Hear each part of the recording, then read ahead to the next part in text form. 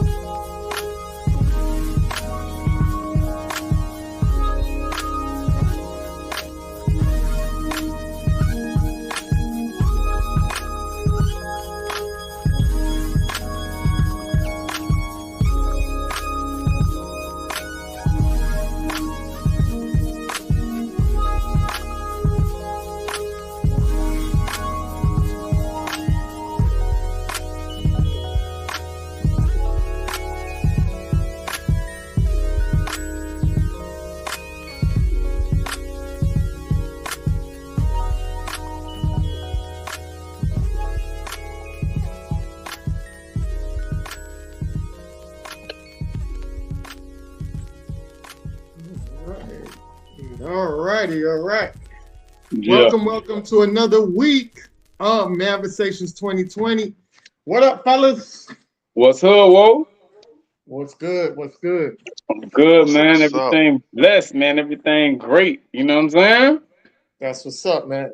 Glad to be back for another week. We made it for another week, which is a good testament to our ancestors, the universe, God, keeping us all here safe and sound and out here to give you guys another week of great information like we do every other week. But every week it seems to be greater and greater. So we thank everybody who's been tuning in. All the replies we've been getting is so overwhelming.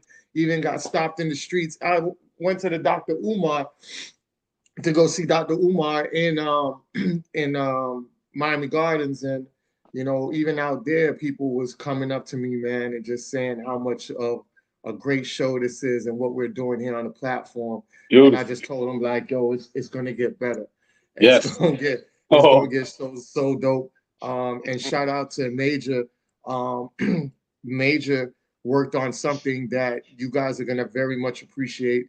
And he gave me a snippet of it, and it blew my mind. So I know what we tell you guys.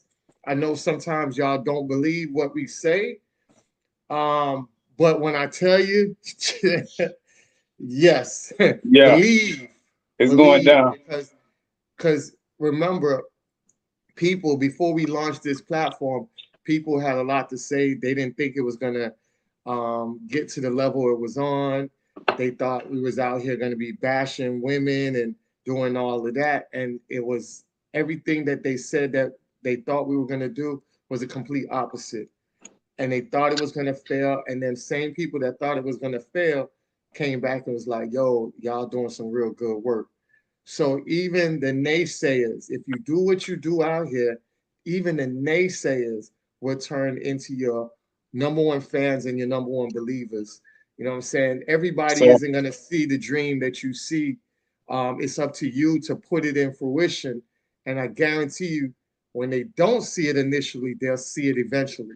And that's more of a power to you as a person, as your brand, and what your purpose of doing here on earth. And that's what we try to do every week. We're on here. We're trying to get you guys to that level where we're sharing the knowledge that can empower not only yourself, it can empower family members, and it also can empower your friends. Because if you have a friend that's lagging, at the end of the day, it's kind of like you swimming with dead weight. So the more you have your friend lagging, the more weight is pulling you down. And in order for you to survive, you got to make sure that they're not lagging. You have to make sure they pull in their own weight. And that way you guys can pretty much roam in a fleet of lions and not trying to be that one muscular dude trying to save 7 other people from drowning. All right. So with that being said, this is why we wanted to do this week the powers of hip hop and rap music.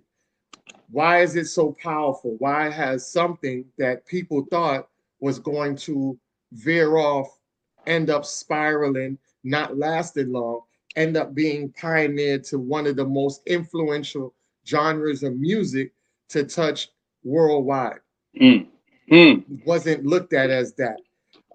There was other genres they thought would have been way bigger than what they are, and that wasn't the case, because we had a lot of people in the hip hop community that believed in themselves. They believed in their art. They believed in their craft when so many other people said it was trash and it was garbage. And a lot of those people actually were family members initially, you know what I'm saying? And that just goes to the testimony of the people, the creators, the godfathers, the pioneers of hip hop. And I'm so glad that Tariq is really working on that documentary right now to give us the correct information about who was out here pioneering it and who was out here assisting it. There's nothing wrong with assisting in anything that takes off to be great, but you don't want to claim something that you know that you didn't pioneer or constructed to start. And I think there's a lot of false narratives out there about who started hip hop. And to be honest with you, the foundational blacks are the ones who started hip hop. And I can contest to that. I'm an immigrant, and I'm a Jamaican immigrant who has been out here being schooled by my father. I say, rest in peace to my father, who passed away in 2018. My father was one of the biggest DJs. I wouldn't say the biggest DJ, but the biggest DJ in his own circle, right? And my father collected records like I used to. I didn't understand why I was collecting comics like that. I would collect comics, you know, like I would look for any kind of comic and collect it. If it looked interesting, I was also looking for number ones. If it was a number one comic, I would collect it. Right. And I'll be like, man, let me just collect it because you never know. It's a number one. Nobody knows about this, but because it's the number one issue, you never know how it take off. Right. Right. It was a gamble. Sometimes it didn't take off. I had number ones that really wasn't worth much. And I had some number 200s that was way more, you know what I'm saying? Mm. But it was a gamble that and a risk you took. And my dad was the same way with music. So I say that because I want to set up the line of where my dad comes into play, where my dad had over 9,000, he had over 9,000 45s and 6,000 LPs. And the thing about it, he had 45s, which you guys know is the miniature record. Yeah. They normally have one song on one side and flipped on the B side. Yeah. That was the vinyl singles, right? It was the 45s. My dad had music that nobody else had. Like it was rare. Like for somebody to have what my dad had, it probably was like 100 other people in the world that had that music. That's how rare some of my dad's collection was. My brother, after my father passed, me and my brother sat down and we were thinking about what we should do with the collection of his records. And my brother came up with, we're gonna donate it into the museum and archive it that way. So our father's legacy did not go unnoticed. Right now it's archived up there in Maryland. Okay. I'm gonna get with my brother some more and find out the more details of it because he lives up in Maryland and I'm down south. So the thing I wanted to say was growing up with my father, I was so musically inclined because of all the music that I used to wake up and listen to. Everything from Dionne Warwick to Slappy White on record as a comedic album. You know, we had comedy that was on LP. I remember that. Yep. And my dad had so many. He had Red Fox on LP. This was I was just sitting there read like how you guys would look on go to YouTube and look up somebody's comedic act, and it'll show you the video and play their whole routine. My dad would wake up and put the record on, and we would hear the laughter and the comedy and the skits all on an LP. Okay. So, it was so unique. So I had Michael Jackson, Michael McDonald, and all these other. It was so many genres out there that my father was so invested in. It wasn't just one; he was just in all. And during that time, I remember, and it's so funny because I never asked him about hip hop. He would come in here and he would see me with my hip hop album. I would collect records, hip hop albums, like he would collect records. And but that's just universal. Everybody, every child, every generation gonna have people that collect their own set of music. So I was collecting mine. And my dad overlooked and he was like, "Let me look at some of your music." And I remember when I came back down to visit. Come back down on vacation to visit my mom during the summer. And I came back up and my dad was like, I went through your album and I was listening to some of your music and some of your music is pretty good. And I was like, yeah. I was like, I ain't take you for an old school man to be sitting here talking about rap music is pretty good. He was like, nah. My dad was very fair. My dad was very fair in assessing a lot of things. And my dad would say, he told me that he was like, yo, your music line is pretty dope. But do you know where the origin of rap came from? And I was like, huh? He was like, yeah, hip hop, right? I was like, yeah. He was like, do you know where it came from? I was like, no, I didn't. You know what I'm saying? And he was like, I'm going to let you listen to some records in the 1940s that was rap. You know what I'm saying? And he was like, he played and be like, skip through that. And I'm like, wow. And my dad was playing this, right? Yeah. So I didn't think nothing. And mind you, this is back in, I want to say, this was back in the early 2001. He told me this story, right? So this was 17 years before he passed away. And So you talking about 2001? My dad's telling me the story, and during the time he was saying that he was giving me all the different years that the Foundational Blacks was actually doing rap music, but it Hmm. was still disguised as soul music, right? Right. And he would, I would listen to the cadence and melody, and it was in the form of rap music. Hmm. And later on, it came down into the pioneer years of the late '70s, and then that was formulated into what was hip hop. You know what I'm saying? It started in like '73, and then they really got formulated into the late '70s, early '80s, right? Right. So during that time, my father really broke down all that stuff. He was talking about ska music and all that. All that stuff was coming from rap artists and foundational black Americans. You know what I'm Hmm. saying? So when he started breaking down the whole history of it, now we're having that talk now, and now it all makes sense. So when I hear Tariq says something like, you know, rap music started with Foundational Black, and then I hear Busta Rhymes say something about, oh, foundational music was started with Jamaicans because of I think Cool Herc, right? Hmm. Cool Herc. Yeah. Yeah, So that's a with that's the a whole myth. so with the whole Cool Herc, that's where they're trying to get this thing where Jamaicans started rap music.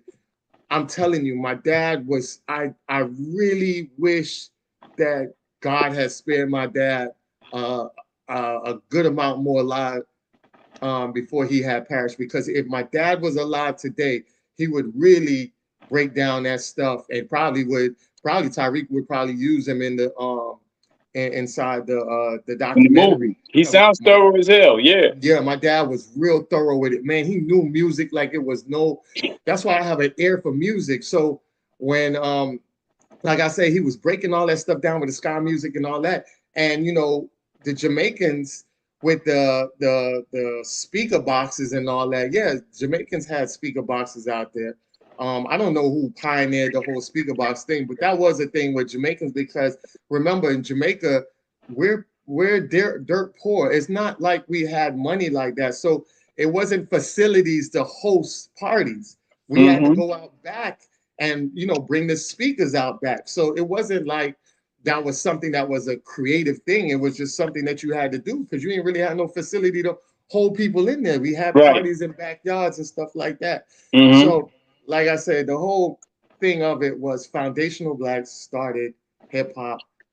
You had the Hispanics and the Jamaicans and all that did come in and do their part in assisting with it. But as far as creating it, nobody created it but foundational blacks. You know what I'm saying? So I just wanted to let that out there because we're getting off into our talks tonight about hip hop and the powers of hip hop and how it became so powerful. So with that being said, you know, um, go ahead. You guys definitely say your part about hip hop before we get into it and let us know how powerful it was and what you noticed and what it is you wanted to put out there before we Woo, get into it. woo. Where do I even begin, bruh? I mean, like, I grew up on hip hop, man. Like, when I first started listening to hip hop, I was living in Atlanta at the time I was a kid. I think Yeah. the first hip hop songs that I really started getting into, I'm telling my age now, was the Fat Boys, Yes. Houdini. You know what I'm Yeah. saying? Houdini, the Fat Boys, Curtis Blow, Grandmaster Flash, and the Furious Five, all those type of cats. Like that's what I was Yeah. listening to when I was a kid. Back in Atlanta is when I really started getting into it. I'm from Miami, but when I was living in Atlanta, I started really getting into it. Getting the tapes and all that stuff, and writing my little poetry or Yeah. whatever. And I mean, by the time I was like, I think 9 or 10 years old, I was rapping. I was writing full-fledged rap songs. I've been signed to Mhm. a label. I've been, on tour. I've done this stuff. You know what I'm saying? Like, and I've always respected the culture. And Mhm. yeah, it's job one. We gotta say it. We gotta put it out there. I'm right there with you, bro. Mhm. Foundational Black American culture is hip hop, and hip hop is foundational Black American culture. That's the long and short Mhm. of it. There is no, remixes to that. That's And it. what's your background? my background, I'm American and I'm also African. So I Exactly. have, yeah, I have foundational Black American on one side and African on the other side. Yeah. So, and even in my own family, we have talked about this or whatever the case may be. And I've heard some people try to, now that hip hop is a worldwide phenomenon, you Mhm. know everybody be trying to latch on. Well, it really comes from here. It really comes from here. And it's really the ancient griots in Africa. That's really where it comes from, or whatever the case may be. Mhm. And if we keeping it a buck, man, the people in my family, in my own Mhm. family, when hip hop was Yeah. coming up, my pops used to tell me, "Oh, it's just a fad. It's never going to catch on. It's just something that's going to be here, for the short term, whatever the case may be." Yeah. My pops, he did not like hip hop for nothing back in the days. Totally different Yeah. from your pops. My father's a musician. He plays guitar. Yeah. He does all that stuff, but he could not stand rap. You know what I'm Yeah. saying? And I remember but with him, it's more of a thing like when I first started really getting into hip hop is when NWA came out. You know what I'm Yeah. saying? And that was gangster rap. It was dirty. My aunt, she's a hardcore Christian. She wasn't feeling it, whatever the case may be. So they used to take my tapes. I couldn't even listen I had to sneak and go listen to Too Short. Yeah. And I used to live in the Bay when NWA was straight out of Compton came out. Easy Does It, based on a true story, all that stuff, Too Short first album. I was out there when I really, really got into it. And it was a whole gang scene and all that stuff. So Mhm. he really, he thought I was going to get sucked into it and end up in a gang or something. You feel Mhm. me? So he really had a fervent ass hatred for it, you know, and even now it's a worldwide phenomenon. He love it. You know what I'm saying? Yeah. And he be trying to talk about how not quite trying to sell the griot thing, but talking about well, some of this stuff and some of the stuff Africans used to do thousands of years ago. I'm like, nah, bro. Wait a minute, because I was there when you were taking my tapes and saying that this shit wasn't real and it was gonna be gone in the next 5 years. You know what I'm saying? Yeah. So Yeah. let's keep it a buck. You know what I'm saying? So Yeah. that didn't go over well, but hip hop, it's a big deal, man. Because it is, to quote A Tribe Called Quest, and my favorite album from them is People's Instinctive Travels and The Path of Mhm. Rhythm.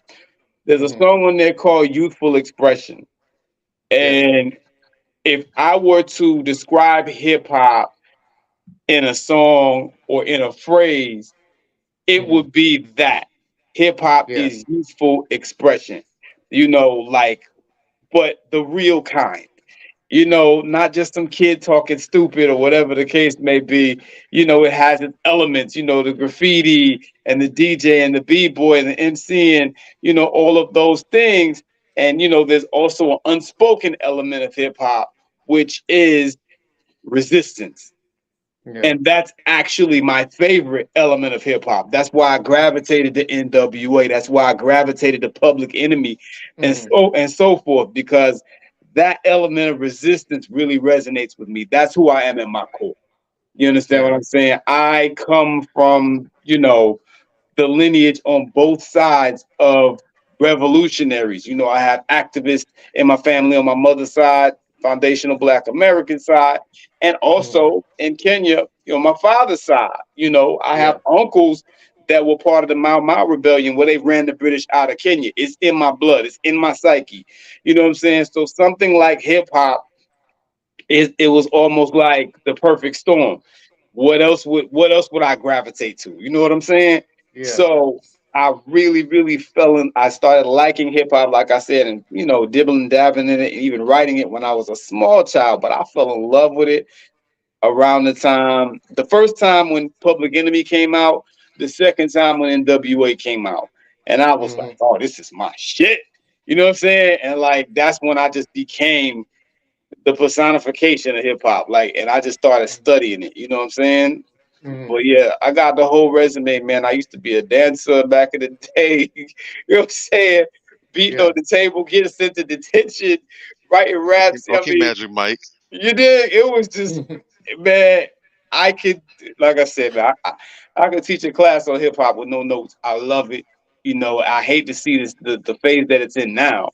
You Yeah. understand? But hip hop is extraordinarily powerful, and I would like to challenge, more of our up and coming brothers, to get out here and use hip hop, um, for good. Use hip hop to benefit the community again, because it used to speak to you in a way that nothing else could. You Yeah. know. So I'll land my plane there for now. I'll get back. But yeah, man, I just get hyped just talking about it, man. I love hip hop. Yeah. Yeah. That's what's up. Uh What's huh. Ooh. your testimony, Bobby? Oh man. So I'm a little younger than you guys when it comes to the age thing and the culture and everything. But also in addition to that, Mhm. unlike you guys, I wasn't brought up on hip hop. So hip hop was something that I came into the knowledge of later on in life as a Mhm. young child. So Yeah. Yeah. when I was coming up, there's a lot of gospel and contemporary Christian and some jazz music that my mom was big on. So that's a lot of the things that I was hearing around me. And then later on, when I was a kid, they run these little ads for the different music albums Mhm. back when they had like now that's what I call music and all these compilations and CDs. So Mhm. being a kid, I went ahead and just snuck made a phone call, hit the 900 number one time, Yeah. placed my order for these. I think it was like BMG. Was that Sony Yeah. BMG? Yeah. Back Yeah. then, Yeah. like yeah, they had those things where you get like Like four, five, two. six CDs or whatever for like one Yeah. Yeah, penny or for like something. 1 cent. Yeah. Right. Right. I remember that.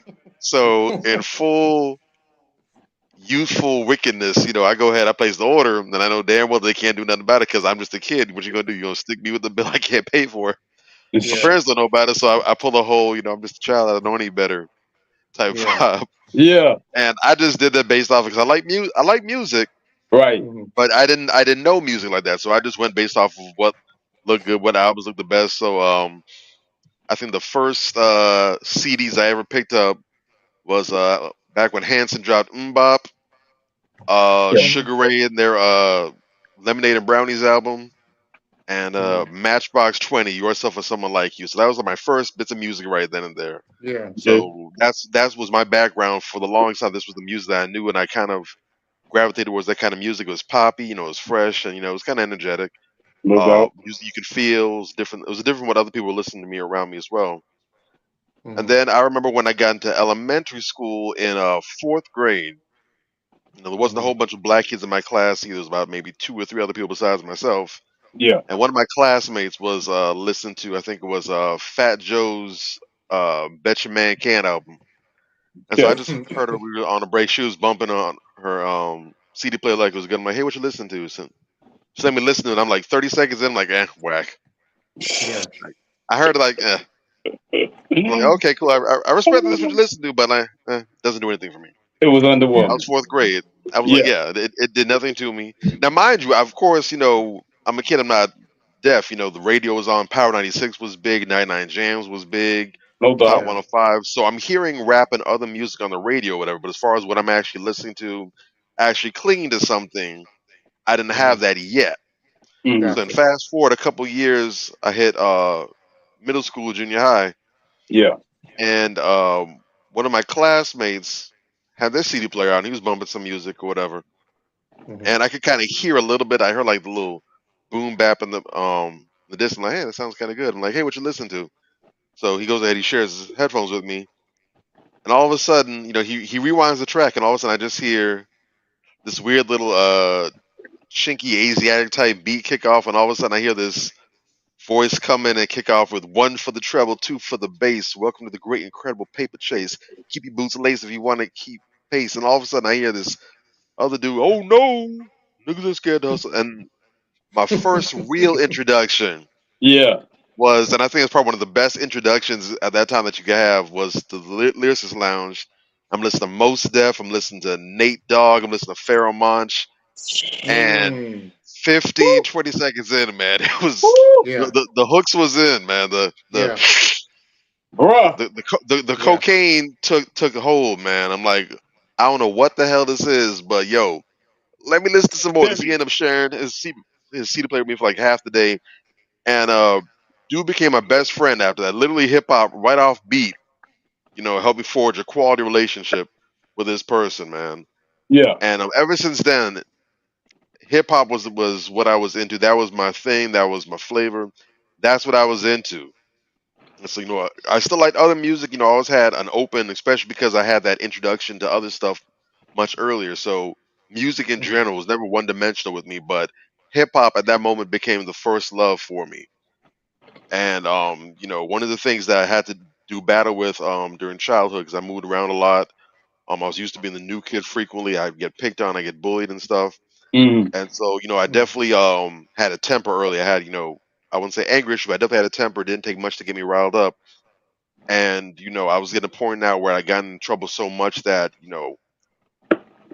there wasn't too much more of me. I was approaching my third strike in some cases, so things were looking like it was going to be a lot more heated. Might have to move schools. It's possible I might even be getting kicked out of school at one point. Mhm. And I heard once I saw the video first. Mm. I saw the video for it first, and I heard this amazing voice. And the minute I heard this song, like it had such a peaceful, calming effect on me. And it was Nas's One Mic. Mm. And ever Mm. since that, and ever since I experienced that moment, anytime where I was experiencing an issue at school or when I was in a case where I knew I was about to blow up, I was about to lose my temper, do something I was going to regret, I would, isolate myself, get by myself. I would put that song on and I would just listen to it and I would just literally feel it, speak to me, speak to my soul, my spirit. And, it was like everything was just being vented out of me. And I can go on Mm. about my day all good. Mhm. And, I later went on and got Nas's Godson album. To this day, that's still in my top three of albums. Period. The diversity of the album, the different contexts he talked about. He had, the braggadocio was on there. At that time he was dealing with his mother fighting cancer and going with chemo and everything. So Right. there's a lot of different things that I could cling to in that album. I had songs I can get happy to, songs that I could, be mad to, songs where I Mhm. could just, commiserate with. So it was a complete experience on wax for me in that time. So I was able to come into contact with a lot of good quality music, and really, that's when I was able to understand the power that hip hop possesses. How it Mm. can be beneficial, how it can be therapeutic, how it can be something that can really be more than just music. And of course, being so caught up in the music like that, it only became natural that I would start creating music. And so, Yeah. uh, got in a band. Now I'm in a position where I'm able to create music. So I'm not just taking in music in my ears, but I'm also creating music. And so, I had that hip hop influence in a lot of the music I played as well. And Mhm. so it just did so much. Music really helped me build a life for myself and really make my way through life and understand life. It allowed me to just experience the full range of humanity, Mhm. really. Yeah. Um, and to this day, a lot of the different ways that music was created, the samples that were used in a lot of those hip hop tracks that I liked, created that curiosity. So I'm trying to find, okay, well, where's this song coming from? And so a lot of Mm. classic soul joints it put me up on. So my love for R&B and soul was also developing in this time. Mhm. So really, it really served as a skeleton for me to really, put together how I see music, how I value music, Mhm. what it can do, and then of course all the other elements. The dance culture was something I was never a dancer, but I appreciated the dance aspect of it. I appreciate the art, the language, the slang that came out of it, just the culture. Just hip hop, just to me, became the definition of what creativity was. Like Mhm. this was imagination made manifest. Real talk. Expressing, and then of course once you understand the background of uh, black people, especially on this in this country, on the soil, and the hardships, the struggles, the adversity, and how hip hop was originally created to speak to that, to give that outlet. It just made everything make sense. So, Yeah. um, but that was my background. That was my coming into it and the appreciation for it. And to this day, it's done so much for me. It continues to do a lot for me. Um, and so I definitely see it as an indisputable, indispensable part of not just our culture, but culture, period. Because we see now hip hop is so ubiquitous. You almost can't cut a successful movie soundtrack without a hip hop joint somewhere Mhm. in there. Um, Even in mainstream areas that wouldn't be considered black or urban, and you can't cut all these McDonald's commercials are being cut with it, Burger King commercials, the style, even in news media, you hear all kinds of slang and stuff being slipped in, and it's just taken over the whole planet. Real talk. Hip hop is the culture; it's the preeminent culture. And anytime there's any sort of burst anywhere in anything, there is some hip hop influence somewhere in it. It's just that seed that gives birth to so much. Mm-hmm. And so, in some ways, it's kind of been a little disappointing some of the avenues that it's taken, but what's been there is still there, and there are other different branches that have popped up off the tree that have led to more positive outcomes as well too. So, um, the way I like to think of it is what Mos Def said way back on the song called "Fear Not of Man." And in the intro, it's kind of long, but he really gets in his philosophy on hip hop, and he's saying, a lot of things have changed. And he says, when people ask him, what's getting ready to happen with hip hop, and he said, the answer is whatever's happening with us. If we smoked out, hip hop is going to be smoked out. If we're doing all right, hip hop is going to be doing all right. He said, people like to talk about it like it's some kind of giant living in the hillside that comes down to visit people. But he's saying, we are hip hop, me, you, everybody. So if you want to know where hip hop is going, you got to ask yourself, where am I going? How Yeah. am I doing? And that's Yeah. when you get an idea of that. It's about the people. And so if you want better hip hop, you have to have better people. Yeah. They said, he just it's a whole little thesis that he wrote down that, but it's really so succinct and so clear. He's like, people get better when they start to understand that they're valuable. And not because of money or because of their looks or that's sexy, but because they've been created by God. And God makes you valuable. Yeah. Whether you recognize that or not, it's about understanding that and then building and moving based off that value. If you're a valuable person, then you're not going to conduct yourself any old kind of way. There's going to be a certain way you carry yourself. There's going to be a certain way you think about yourself, and that's going to look differently. So, um, just for those people who are critics of it, the answer isn't to try and tamp down hip hop. That's just that's trying to take away the sneezing or the coughing, and the problem is this person has the flu or the cold. You got to fix the source. Yeah. And that's when you start getting better outcomes. So hip hop can be as positive or as negative as we want it to be. It's up to us True. at the end of the Correct. day. All true. Correct. All right. I think a lot of times people, I think that's a great point that you make because a lot of people don't understand.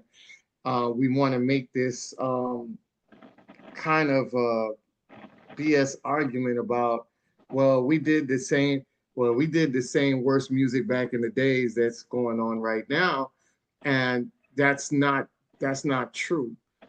Yes, we had degenerate music when we were growing up, but we had a great, more diverse and powerful influence to balance us out on both True. sides. So even though I can go out here and represent with an NWA, I can then turn off the NWA and put me back into a mood of Tribe Called Quest or Far Side or De La Soul that was out here bringing me on the conscious level on the Zulu Nation. So it was a balance that Mm-hmm. was pretty much out here. So you get the best of both Right. worlds. It was kind of like how, as a person, you're not fully functional if you're on one extreme and the other. What I mean by that, if you're a person that is book smart and you go out here and you know everything in a textbook and everything like that, it's all good. It sounds good, right? You want your child to be so knowledgeable on the book side and away from the streets. But then that book smart person can't really function when they go out here on the streets because somebody is going to get in their pockets because this child that you grew up, you didn't apply no street smarts to balance them out. So Mm-hmm. now because your child doesn't have any street smarts, they don't have the logic and knowledge to identify what is going on that may sit back and move them away from a scam or being scammed by somebody because they're just thinking from the logical book side that everybody's good in good faith and good behavior when Right. that's far from the truth. Real talk. So then on the other side of it, you got somebody out here in the streets and doing all of that, and they don't have any book smarts. When they go out here, they can't progress because the level that they're on is not going to be a progressive level. It's only going to leave them stagnant and be in situations that create more of a downfall because I can't get up into the world on an intellectual level or, level up. I'm going to sit here and scratch and claw with other people that's scratching and claw. And that leads to more domestic violence. That leads to more, I mean, not domestic violence, but proximity violence, and black on black crime. So instead of me progressing on a book smart level, I'm gonna be out here just trying to get it by how I get it. When we grew up, we heard a lot of I get it by how I live. You know what I'm saying? And that mindset will either run you into the jailhouse or put you 6 feet under. So you have to have a balance. Once you have a balance of both sides, then you understand what it is. Like all three of us here, we have a balance. You can sense we have a balance on life itself. So when we go out here, we understand both sides of the game and we know how to navigate through this world called life in a more efficient way than most other people don't. So I think with hip hop gave you that balance because when we were growing up, we understood we didn't have to be out in the streets to get the street game because we could listen to NWA, we could listen to Spice One, we could listen to it was so many West Coast rappers. What's his name? Mac 10, Scarface. Rapid Folks say Scarface from Texas. Exactly. So, we had so many different gangster, quote unquote, gangster rappers or street guys or street OGs that was out here doing their thing. Even if I wanted to listen on the East Coast, I had what's the guy that everybody says Nas followed or copied his style? Rakim is the guy, but Kool G Rap is the gangster. Kool G Rap, is the guy. Kool G Rap. Kool G Rap gangster as fuck. Yes. Yeah. Oh my God. Kool G Rap. I love Kool G Rap, right? Kool G Rap was a spitter. He was a spitter and he was street dude. So I didn't have to go in the streets to get the street knowledge, to get the street lingo, to understand how they operate in the streets. I could just put on one of those rap records and they was already pouring out information and game on the LP. So, as me being on the book side, I can go ahead and get the street game from it. And then I can be a more balanced person. Just like somebody from the street could listen to Far Side or Tribe Called Quest or Ras Kass or, somebody that really was out there doing some real intellectual stuff. De La, KRS-One, these are the preachers and teachers of how to get that stuff on the book side. So even the street dudes, had a lot of stuff that they were gaining from that balance as well. So it made it where even if we cross paths in real life, he understood me and I understood him. But we don't have that balance now. And then a lot of people are running out here lost. And that's why we're having a lot of confusion. And a lot of people are out here just really running themselves down and pushing each other in a direction that is not very prosperous for anybody, especially in our community and our society. Right now, we had gangbangers back then, but they had a code of conduct. They had a code of essence about what they were doing and how they were doing it. Remember, I told y'all stories before. When I was growing up, there was gang members outside that used to tell me like, yo, you were good kids. Stay in school, because if I see you out here, I'm gonna kick your ass. And I'm gonna tell your father, I'm gonna tell your mother. And me too. Yeah. They're gonna kick your ass too. So we had dudes out here that really wasn't, they knew that they weren't doing really good, but their way of giving back and keeping peace for themselves was to make sure that the good kids wasn't getting involved in the bullshit. So that was their way of being God's vessel in that aspect of it. It's no different than Bumpy Johnson, selling drugs to people, killing people, and then come in the hood with a goddamn big ass U-Haul truck and handing out fucking turkeys, or giving the pastor $5,000 and say, hey, make sure everybody out here can pay their bills, if they come to your congregation. It was just a balance of what they were doing. They knew they were doing some messed up stuff, but they also went and they also, helped the community in various ways as well. Started different businesses and everything like that. So there was a balance with them as well. But now you don't have that. Even our drug dealers now, they don't have a balance. It's just blow the money and just not even thinking about the future, or blowing money and not even thinking about using some of that money to build some new businesses and stuff like that. Remember, a lot of your businesses back in the days was funded off of, drug dealers. They came to our ancestors came to them for a loan that the banks wasn't giving, and that's how you started. So a Yeah. lot of your family recipes and a lot of your family businesses that's thriving now came off the backs of a lot of these drug dealers and people that ran numbers. So there was a purpose, there was a code of essence, a code of conduct, a consciousness, even in the most rugged and deceitful type of person had a conscience to say, damn, you know what? I know this is messed up, but I'm gonna balance it out and go do this for the Parkers down the street or the Johnsons down the street. I'm gonna help them out and make sure they're good. And you know what? It was even though that our ancestors knew that these drug dealers was out here doing bad, a lot of times our ancestors had empathy, they had sympathy, and they always talk to them and be like, you're a good kid, or you should stop what you're doing, get back on the right track, or whatever the case was. It was always a mutual respect. True. But even though our ancestors was always trying to tell them, like, leave that. I know you're doing your little good stuff on the side, but overall it's still damaging our community. So leave that. Mm-hmm. So I definitely wanted to say that aspect of it, and let you guys know we did have a balance. And I'll turn it over to you guys so you can chop up on that if you want. Yeah, balance is important, man. Balance is everything. Not only did a lot of these guys who was doing the street stuff, contribute in the community, in the general community, but as far as just how we got the way we got as far as civil rights, a lot of people don't realize, man, a lot of these hood cats, a lot of these street dudes, they were bankrolling, a lot of these civil rights icons, like you said, because they couldn't get the loans from the bank. Nobody else will fund them, whatever the case may be. Bumpy Johnson protected Malcolm. You understand what I'm saying? You had other cats out here, they would break bread all the time. You have even the sisters, Aretha Franklin. She gave a lot to the civil rights movement. Billie Holiday, these type of people, that's why I don't have patience for a lot of these artists that are out now.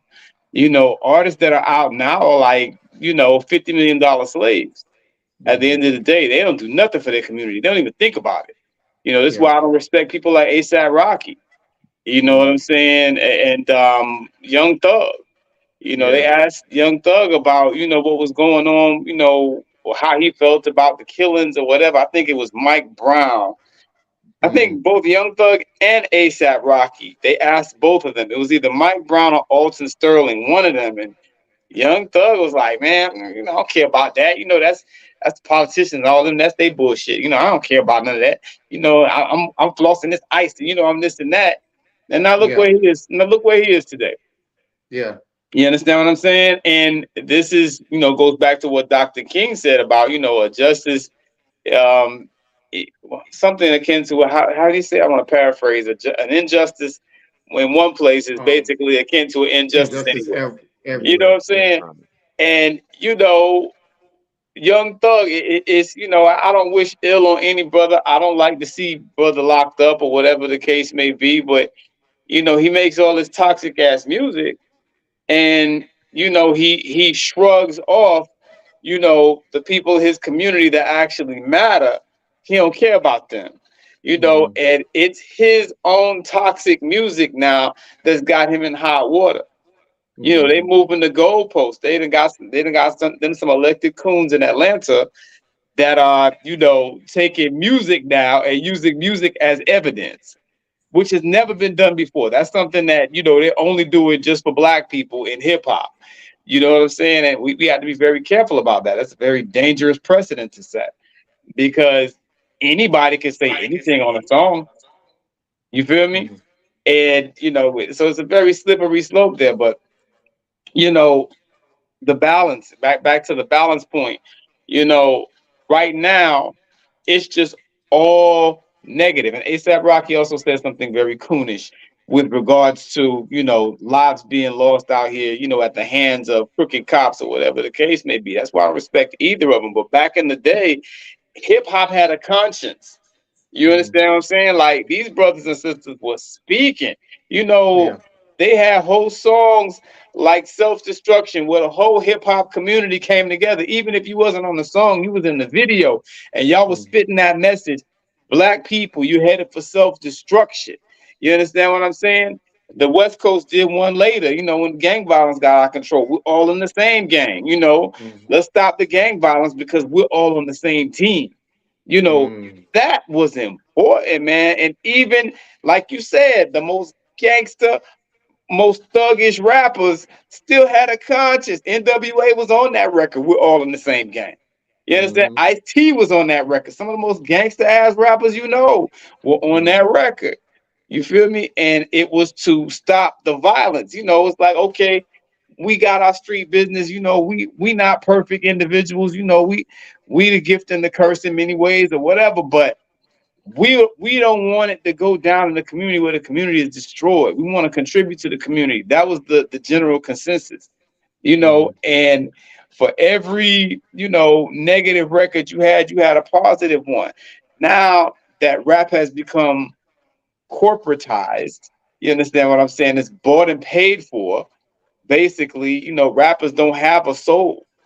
They don't have a conscience because they don't feel like they owe anything to the community. It's all about the bag.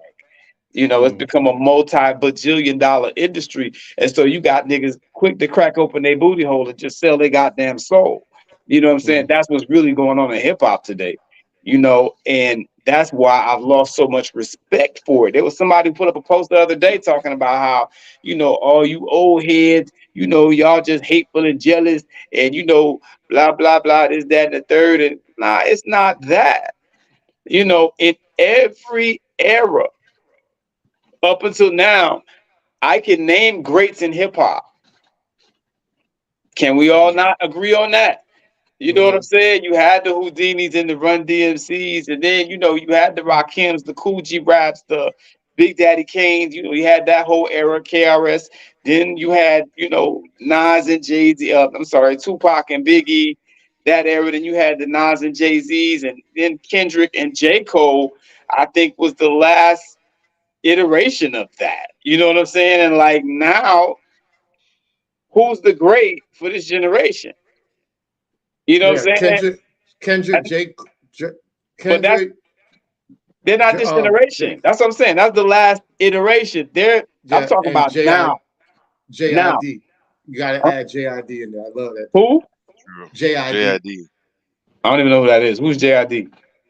Yeah, he's one of the he's another one of the Dreamville artists. He's who? He's one of J. Cole's artists on Dreamville. Yeah, you probably heard a song or two of his and just didn't know that's who he was. But okay. Now look, he might be dope and that's cool, but like, to go back to the broader point I'm making. Back then, the big time artists got the shine. I don't even know who this guy is. You know what I'm saying? The big time artists were in the forefront. Look how hard Rhapsody has to work, for instance, to get some recognition. That's true. You got all these I'm a hoe rappers out here. Yeah. Just blowing the hell up. Yeah. As long as your message is I'm a hoe, I don't have no respect for myself, I'm a piece of shit, you gonna blow up. Rhapsody can wrap circles around any one of these females. 3D is another one. Beast. I haven't had a chance to listen to Shy. What's her name? Ciroc. Ciroc. My bad. I haven't had a chance to listen to her, but I will this week. I know. But I told you I'd know when you heard her. I told you I would know. I told you. Ciroc. I'm gonna look out for her. But I'm just saying, if you're a female rapper, it's almost like you have to sell your soul in order to even get a damn deal, bro. You understand what I'm saying? That's and a male rapper too, really, for the most part, because Kendrick and J. Cole, they're veterans now. I'm asking, who are the greats of this generation right now? I don't really see nobody. Lil Baby can rap his ass off. He can rap, but what's his content? You understand what I'm saying? Like, what I'm looking for the greats. Like, it's like we thrown 'Cause- away the lyricism aspect of hip hop, and like, okay, we don't want to hear y'all niggas talking about nothing. We just want, clever punchlines and a dope beat. That ain't hip hop. yeah, because Lil Baby could rap, but the thing about it is he doesn't have anything that stands out. Everything is pretty much on the same basis of his lyrics. There's no Right. real one lyric that stands out. Right. He really rap his ass off. But my thing, I agree, kind of, it's all pretty much the same, but also he don't have no substance. This is why I say, if people ask me who the Sure. greatest rapper of all time is, Tupac is hands down the greatest rapper of all time. Yeah, there might be other rappers who got better punchlines and more hits or whatever, but do you hear the shit Tupac talks about? Are you got your goddamn mind, boy?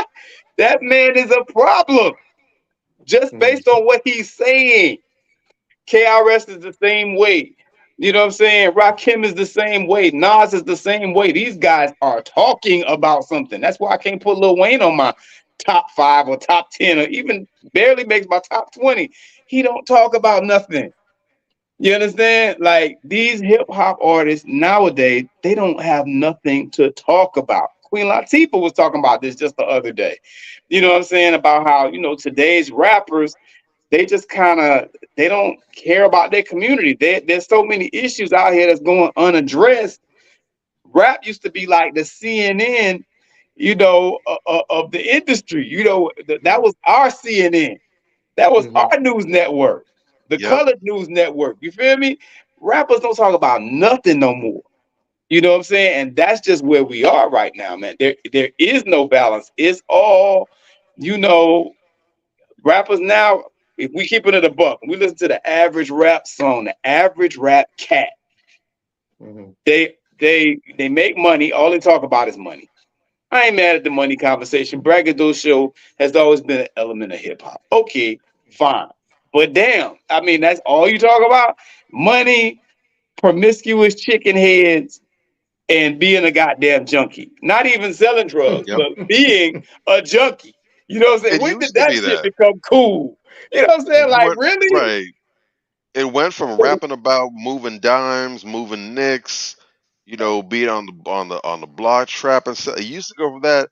Now it's about you doing the drugs. You doing drugs. You a Yeah, damn crackhead and you proud yeah. of it.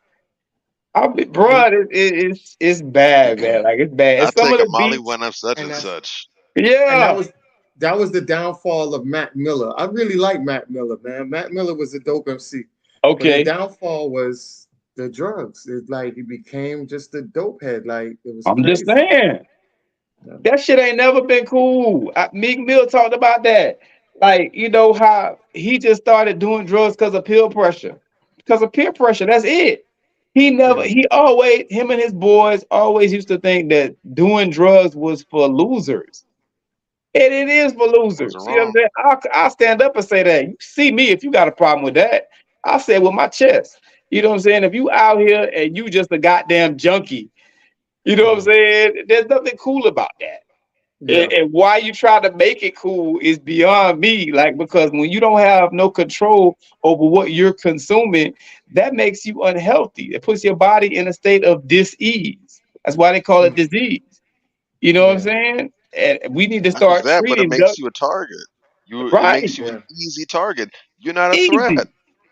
We Yeah. need to If I start know if treating, yeah, and if you look at a lot of things that we deal with, a lot of these, and this isn't necessarily to unnecessarily slander those who have been victimized, but in a lot of these cases, when you look at all the different kinds of actions that have been taken against us, a lot of these victims, whether it's the race soldier violence from those wearing badges or the deputized ones who are civilians, whatever, yeah, very seldom do you see these people going up against, the strongest, the smartest, the toughest, the best of us.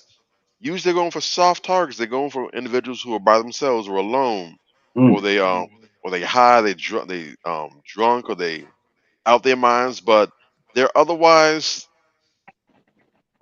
not with it.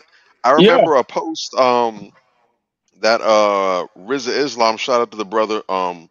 Also he beat his court case. They had him in and out of court for the longest time. He finally beat his case.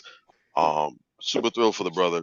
Shout out to our But I brother. remember a post when he was on an airplane. He was flying, and he sat there and he was just reading his book, big old book as usual. And then he posted a simple caption on it saying, "Tell me what you noticed about this picture. What stands out about this picture?" Didn't look like anything out of the ordinary, though. He was wearing like a tracks like a tracksuit, like sweatpants, sweatshirt, whatever. Just reading.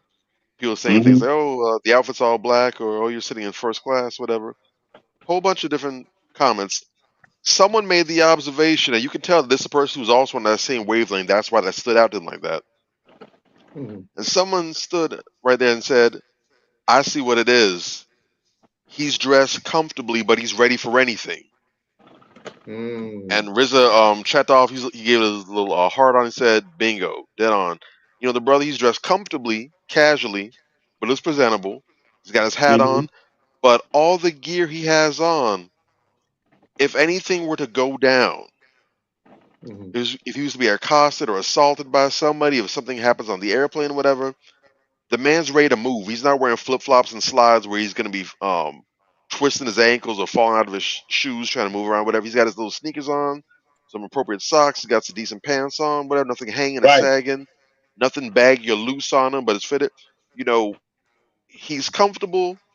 He's going to be able to stay warm on the plane. No inhibited movement. And if he's got to go, if it's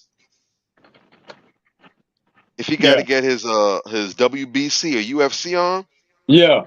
he can do so with It is. nothing getting in the way. He's ready for whatever. Mm-hmm. Mm. Mm-hmm. Real But when talk. you all whacked out and you all zonked out your mind, all you busy thinking about is what I'm gonna get to suck on another glass dick, a rolled up grab a leaf dick or whatever it Yeah. is, whatever you jug. The next thing got to shoot him or whatever. You're not here. Your mind is elsewhere. Right. But you Right. still here in the real world with your enemies who are also here in the real world with you. So it's essentially a handicapped situation because it's their mind and the body versus just your body because your mind is elsewhere. Right. Yeah. You easy pickings. Real Mhm. talk. We They don't can't. go after the juggernauts out here. They go after the weak ones.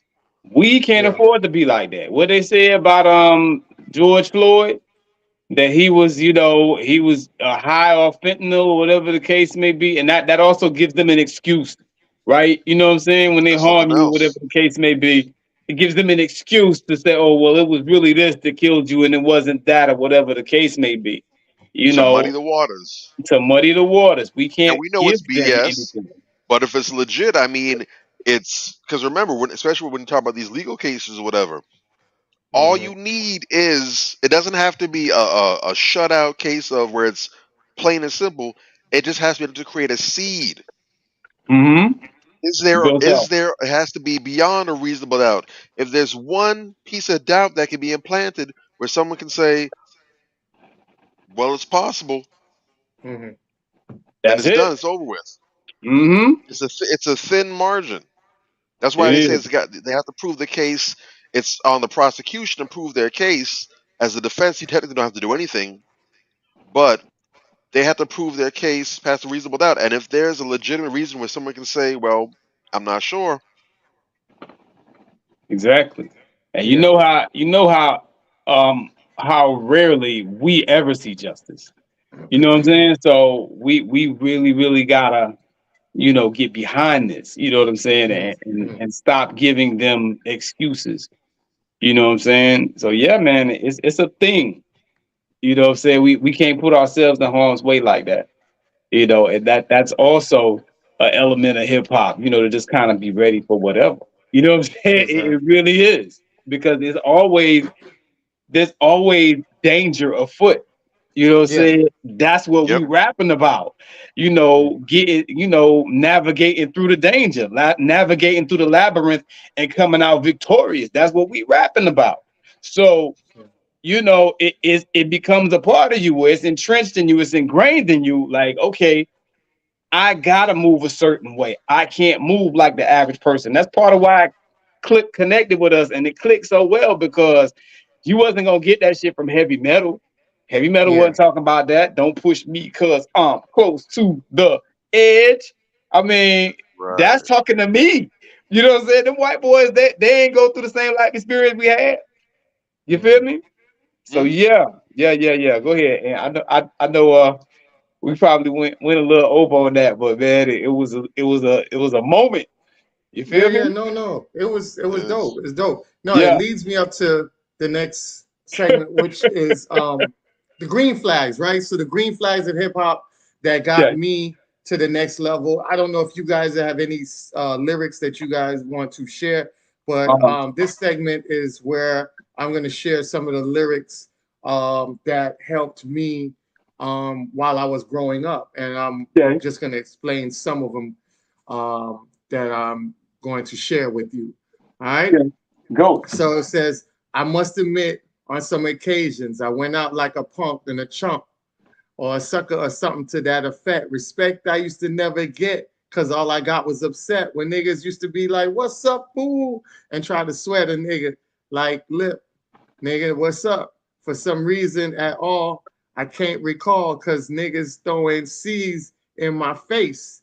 Down in the hall, I'm kicking it in the back of school, eating chicken at 3, wondering why everybody's always picking on me. I tried to talk and tell them, chill, I did nothing to deserve this, but when it didn't work, I wasn't scared, just real nervous and unprepared to deal with scrapping, no doubt. My pappy never told me how to knock an ear out. But now it's 95. I must survive as a man on my own. Fuck around with fat lip, yes, you get blown. I'm not trying to show no macho, it's on, but when it's on, it's on. And that comes from, y'all know who that's from? Nah. Or maybe it's the Okay. way you was rapping it. I don't know. Hey, That maybe it's the way you was rapping it. that's You far put your own spin on it. Who is that's that? far side. Okay, Yeah, I because thought it I'm was reading Far it. Side. I Yeah, thought it I'm was. reading. Okay. Yeah, I'm reading it. I'm reading it for the viewers, but I know the cadence was off a bit, but I'm reading it because I'm showing you the lyrics of what it was. It was the fact that when you talking about throwing up C's, he's talking about gang members, like Yeah, dudes in school that was out there throwing up Crips. So all in his face, and bullies. A lot of these guys were bullies growing up, and this one hit hard for me because I was always a nerd in school. So a lot of times, getting picked on was pretty common. um, and I felt like this verse like kept me at it. It kept me humble. It kept me understanding that like we just have ignorant people out here that just want to pick on people because they own personal experiences or something going on with them where they have to feel like they bully somebody else to make themselves feel good. right. So Farside touched on that, and Fat Lip, touched on that side of the bullying, and he was just like, a lot of times when young men get bullied, a lot of times they're from single mothers, and a lot of them don't have fathers to tell them how to kick their ass. You know what I'm saying? Kick other people's ass. Yeah, So they real didn't know talk. how to fight. So if you don't know how to fight, you're gonna run from it. You know what I'm saying? You're not Right. gonna stand up and face it. So I thought this was super dope. How they broke all of that, how he broke all of that down, and it just lets you know that just stand up and just you gotta face your fears at some point. So we might as well just face them when they come in the rise at that point. And I thought that was super dope. That was Farside. That was Running. The song is Running. You guys could check that out. I Can't can't keep play these running songs on here. away. Yeah, Yeah, I that's the can't shit. play these songs on here because we'll get strikes. So that's why I'm bringing out the lyrics and Yeah. not playing the songs itself. So the next one up I have here, I be hating sucking MCs and the sucking niggas, posing like they hard when we know they damn card. Where you figure? Rhyme wise, I do the figure eight so concisely. Musically, we are the herb, so we sit back and light me. Inhale, my style is kind of fat, reminiscent of where young girls desire me for females' dreams. I be the abstract poetic representing from Queens. Socially, I'm not the same. Black and white got game. If you came to the jam, well, I'm glad you came. See, niggas first was used back in Deep South, falling Yeah. out between the dome of the white man's mouth. It means that we will never grow. You know the word dummy. other niggas in the community think it's crummy, but I don't. Nigga, neither does the youth, because we embrace adversity. It goes right with the race. And being that we use the term of endearment, niggas start to bug to the dome. If we're in the fair, we went. Now the little shorties all out the time, and a whole bunch of niggas throw the word in they rhyme. Yo, I start to flinch as I'm trying not to say it, but my lips is like a ooh, I'm finna As I start to start to spray it. spray it, my My lips is like lips a is like ooh up as I start to spray start to it. spray it. So Yo, I don't know the Q-tip, track, but I know what that is. Q-tip, The abstract. Yes, Q-tip, sir. yeah, so peace. this is from the verse Sucker Niggas Suck a nigga, yeah. from one of my favorite albums, which is Midnight Marauders. Mm-hmm. Oh, I think that's one of the best albums that ever made. period. From start to Period. finish. Yes, from start to finish, I could just sit back and listen to that whole album. But the reason why I picked Sucker Niggas is because we was talking about that, right? You know, when Major was talking about how a lot of these artists sell their souls, and, you know, for a record deal. And Q-Tip was talking about that. He was talking about how, you know, niggas just doing any and anything out here, and they fake and they not being real. You know what I'm saying? And then they just use the N-word like it's just no tomorrow, you know, and it's like, so you using it so much that I'm trying to hold back from using it, but like, fuck it, you suck a nigga, because that's how I feel about you. You know what I'm saying? No So I doubt. thought that was super dope that you know, you pointed that out, where you're just surrounded by all these fake people that just put you in the line to just curse and call them out by their real name, because you use all the N-words so much, but you really the nigga out here being just who you are, you know what I'm saying, and No not being doubt. real to the game. So I definitely wanted to shout that out, so you guys could go check that out. That is Sucker Nigga off of the Midnight Marauders album.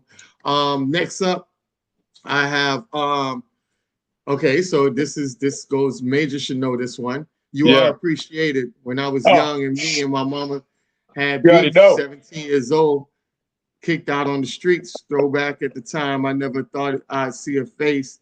Ain't a Ain't a woman woman alive. alive that could take my mama's place. Yeah. Suspended from school and scared to go home.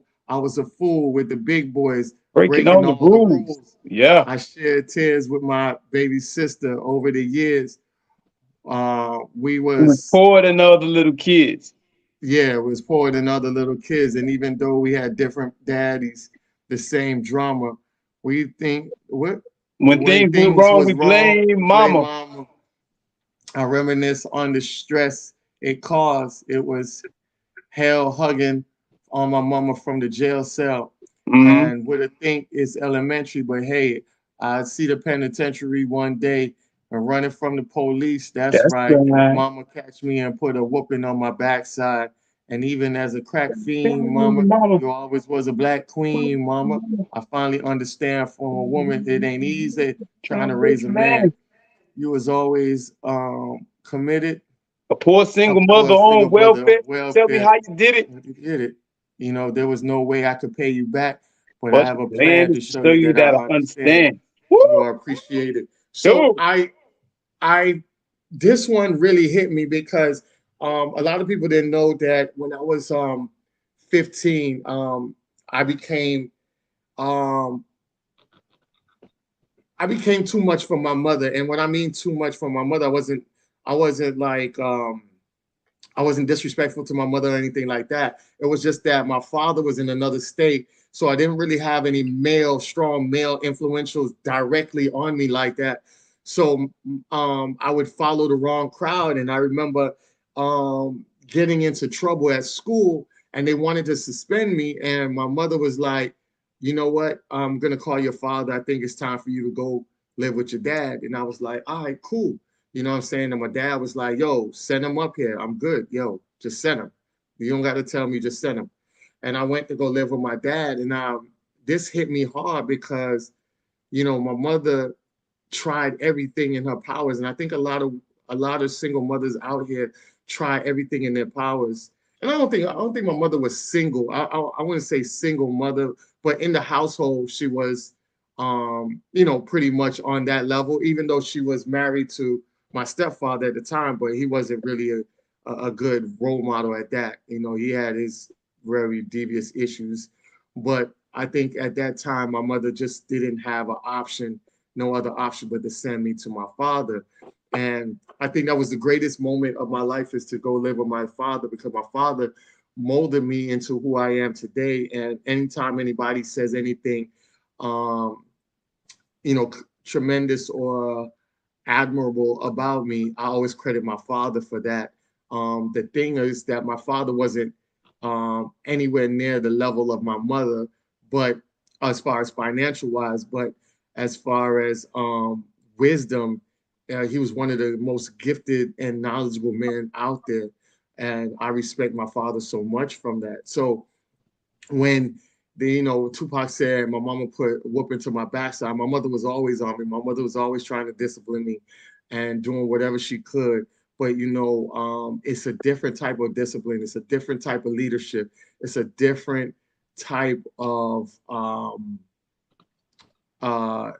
parenting that comes from a father, that really a mother, no matter how hard she tries, it just doesn't equate on the same level. And this is why statistically you see that single fathers make better parents than single mothers, and that's not to throw shade at women at all. There are single mothers out there that have done incredible jobs, and some even better than the fathers, you know what I'm saying? But we're just saying statistic wise, on a large scale, on a large number, that, that's what it really boils down to. So I definitely appreciate Tupac, like you said, one of the most dominant, powerful writers, poets, artists of all time. And I commend him for that. And I had to highlight this song, Dear Mama. This is Dear Mama, if y'all don't know, from Tupac, which was one of the most iconic songs ever written. And it's one of the most powerful songs because we have Mother's Day and things like that. And around that holiday, this is one of the songs that a lot of sons or children would play for their own mother, what I'm saying, as showing appreciation. So definitely salute to the mothers out there that's doing their job and everything like that. And much love to Tupac for what he has left behind with his legacy. All right. Big weight. Big weight. Another one when I was growing up was this one. I don't know if y'all know about this. See, I be into music heavy, bro. So this one was, I wish I was 6'9" so I could get with Lishi. What do you say, Leoshi? She didn't know me, but she was really fine. I see her all the time everywhere I go. Even in my dreams, I can scheme on ways to make her mine because I know she's living fat. Her boyfriend's tall, he plays ball. So how am I going to compete with that? Because when it comes to playing basketball, I'm always last to be picked. In some cases, never picked at all. Yeah. So I just lean on the wall or sit back on the bleachers with the rest of the girls who came to watch their man ball. Dang, y'all. I never understood why the jocks get the fly girls and me, I get the hood rats. I tell them skittle, skedaddle. Got a hit with the bottle and put in the hospital for talking that mess. I confess it's a shame when you live in a city the size of a box and nobody knows your name. Y'all know where that's from? That's Skilo, man. Okay. I wish I was a little bit taller. I wish I was taller, but that was okay. Girl who the good I would call her. Yeah, so that's an important song. That's an important song. Yeah. You know why? Because the little guy's feelings are being put on Front Street in that song. You know what I'm saying? Like it's a very real song. He's very honest. These rappers be talking about they this, they that, they got all these sticks. A lot of these rappers ain't never seen no females until they got money. If we keep it in a buck. A lot of these rappers are little scrawny ass dudes, all of 5 foot nothing, 100 and nothing. You understand? And nobody was checking for them before they had a deal. Exactly. And Skilo just put that shit out there. It's like, man, it ain't all that, bro. Yeah. So I picked this because When this came out, I wrote a song similar to that because I was, like I tell people all the time, I never front like I was a jock or anything like that. I was the nerd. I was the guy who was good at school, had good grades and everything like that, was a charmer, was that guy that anybody could come to and talk to, you know, and things like that. But I was never in the in crowd.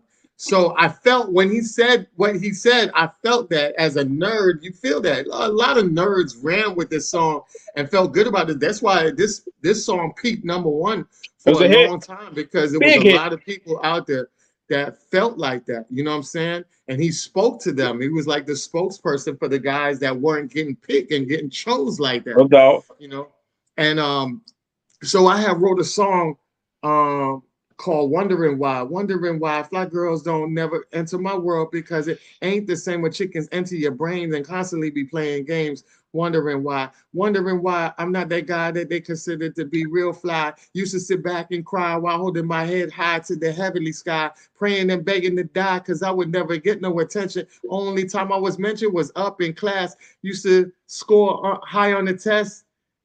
Oh fuck, I can't remember the rest of it. It was so long ago I wrote that. You was But flowing it though. was, You was flowing. yeah, it was so dope because it was a theme song, another theme song for the guys who wasn't getting the play The like play. that Right. wasn't getting, you know, and I've always been an open book on that. Like people see me now and they thought I was like this my whole life. I wasn't. And that's where I was going with the balance of everything, you know, being that we grew up on hip hop. I got the balance, I got the suave. You know, I had LL Cool J and all these other guys that were just so suave with it, that would tell you and teach you the game and got your game up, so that way you didn't have to be on that side of the field. It was really more of your confidence and what you knew you were worth. And that's what made the big difference. You know what I'm saying? Right. So I definitely wanted to put that out there. I had to put Skilo. That was a very iconic song, and it was very inspirational for me because, like I said, I wrote a rhyme off of it for the guys, you know, that felt that way as well. It was a This big deal. Yes, definitely. This one, I shouldn't let you explain. You should just let me explain. I see the games you play. I see the games you be playing. It really is ice in your veins. It's kind of fucking insane, and you're in a power exchange. I guess I'm just out of your lane. I know I'm losing my brain, but I know it's hereditary, baby, because your mama was a G and your daddy wasn't there, so you be trying to play with me. But this ain't the wave. But if I'm keeping it true, I know why I be this way now. We don't speak, we don't say evil things now. We don't sleep no more. We need space now. So go and leave and go and find um find her a babe now. Ooh, ooh. That's the plan. That's the pain. Yeah. Oh, so painful. Trying to change just a lot in the world of, I can't really see it and I'm not go and interpret it, but this is what I was telling you about, Major. This is from JID. He has a song called Hereditary, right? Okay. And this is from Hereditary. And the reason why I picked this song because um I had gotten in a relationship with a girl for a long time, and found out like years later that she ended up cheating. And when I broke up with her, this was the song that really put me in the right mind frame to move forward, because I think it's so important. And this is just a transparent moment. It is so important for brothers to kind of focus and align themselves in the right mind frame when something like this happens, because right now we're seeing a whole bunch of domestic violence that ends up being fatal. Mm-hmm. And the reason why is because we don't have outlets. We don't, you know, we don't know our worth to the fullest. Um, we don't understand that, you know, it's their loss, not ours. But at that moment, you have everything bottled up and you just say, how the hell she try me like this? You know what I'm saying? Right, right. Especially if you're a person that's being very faithful. And I think this song really put me in the mind frame to really think back on myself, not her, but myself, to know that I have way more to lose than to take it to that next level. And like I said, JID, as a young cat, this is a young dude who's so talented, and he wrote that song, and it just hit home for me. And when I tell Yeah. you, like I was playing that song at least 2 or 3 times a day Mm, just to get my mind straight. You know, I went through therapy and stuff like that just to get back on track. mm. But he helped me to navigate that way. And I'm just being as real as I can with everybody out here to let you know that it's okay to feel that way. It's okay, you know, because you're human, you're not a robot. You know, things happen. So you know, channel your ways to make sure that you don't lose everything that you build based on somebody else's actions. And I think that I don't know. I hope one day I can run into JID and tell him about this. Yeah. And I wonder if he has stories about other people. But this is why I say when it comes to music, and I know women probably have the same thing when they listen to you know, Sunshine Anderson, or, you know, Keisha maybe Cole. A Mary J. Blige or something like Yeah. that. Those were songs that probably saved you from taking it to a next level, or, you know, taking, you know, making sure that you didn't take yourself to that level as far as suicide or something like that.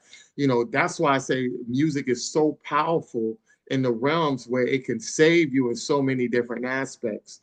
So this was one that really I really gravitate to, and I was really appreciative because in that moment, at that time, I needed this song, and that song just fit perfect, and it guided me right out of that dark space and right into the light. So shout out to JID. It's called Hereditary. If you've never heard it, you can check it out, and then you guys can always come back and send us messages and tell us, you know, what we're telling you, certain songs you're hearing from out here, or the rap lyrics, and you let us know, hey, that sounds like a song that might be powerful to me too.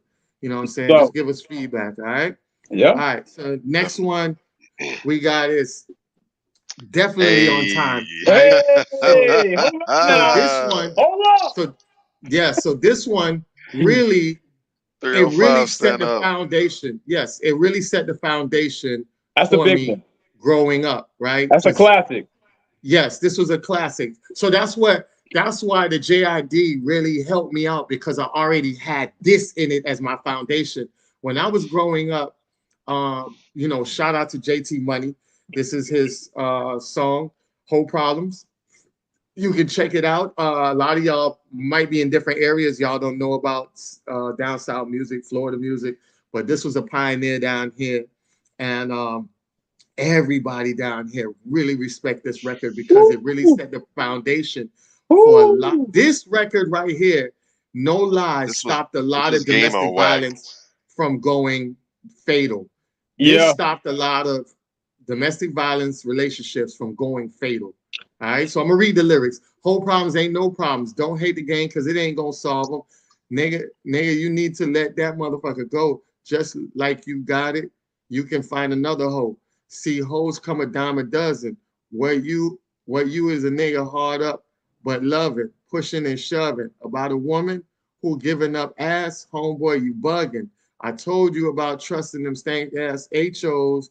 You gotta learn to work them bitch and for the pesos. Stop tripping about the pussy and cause it ain't yours.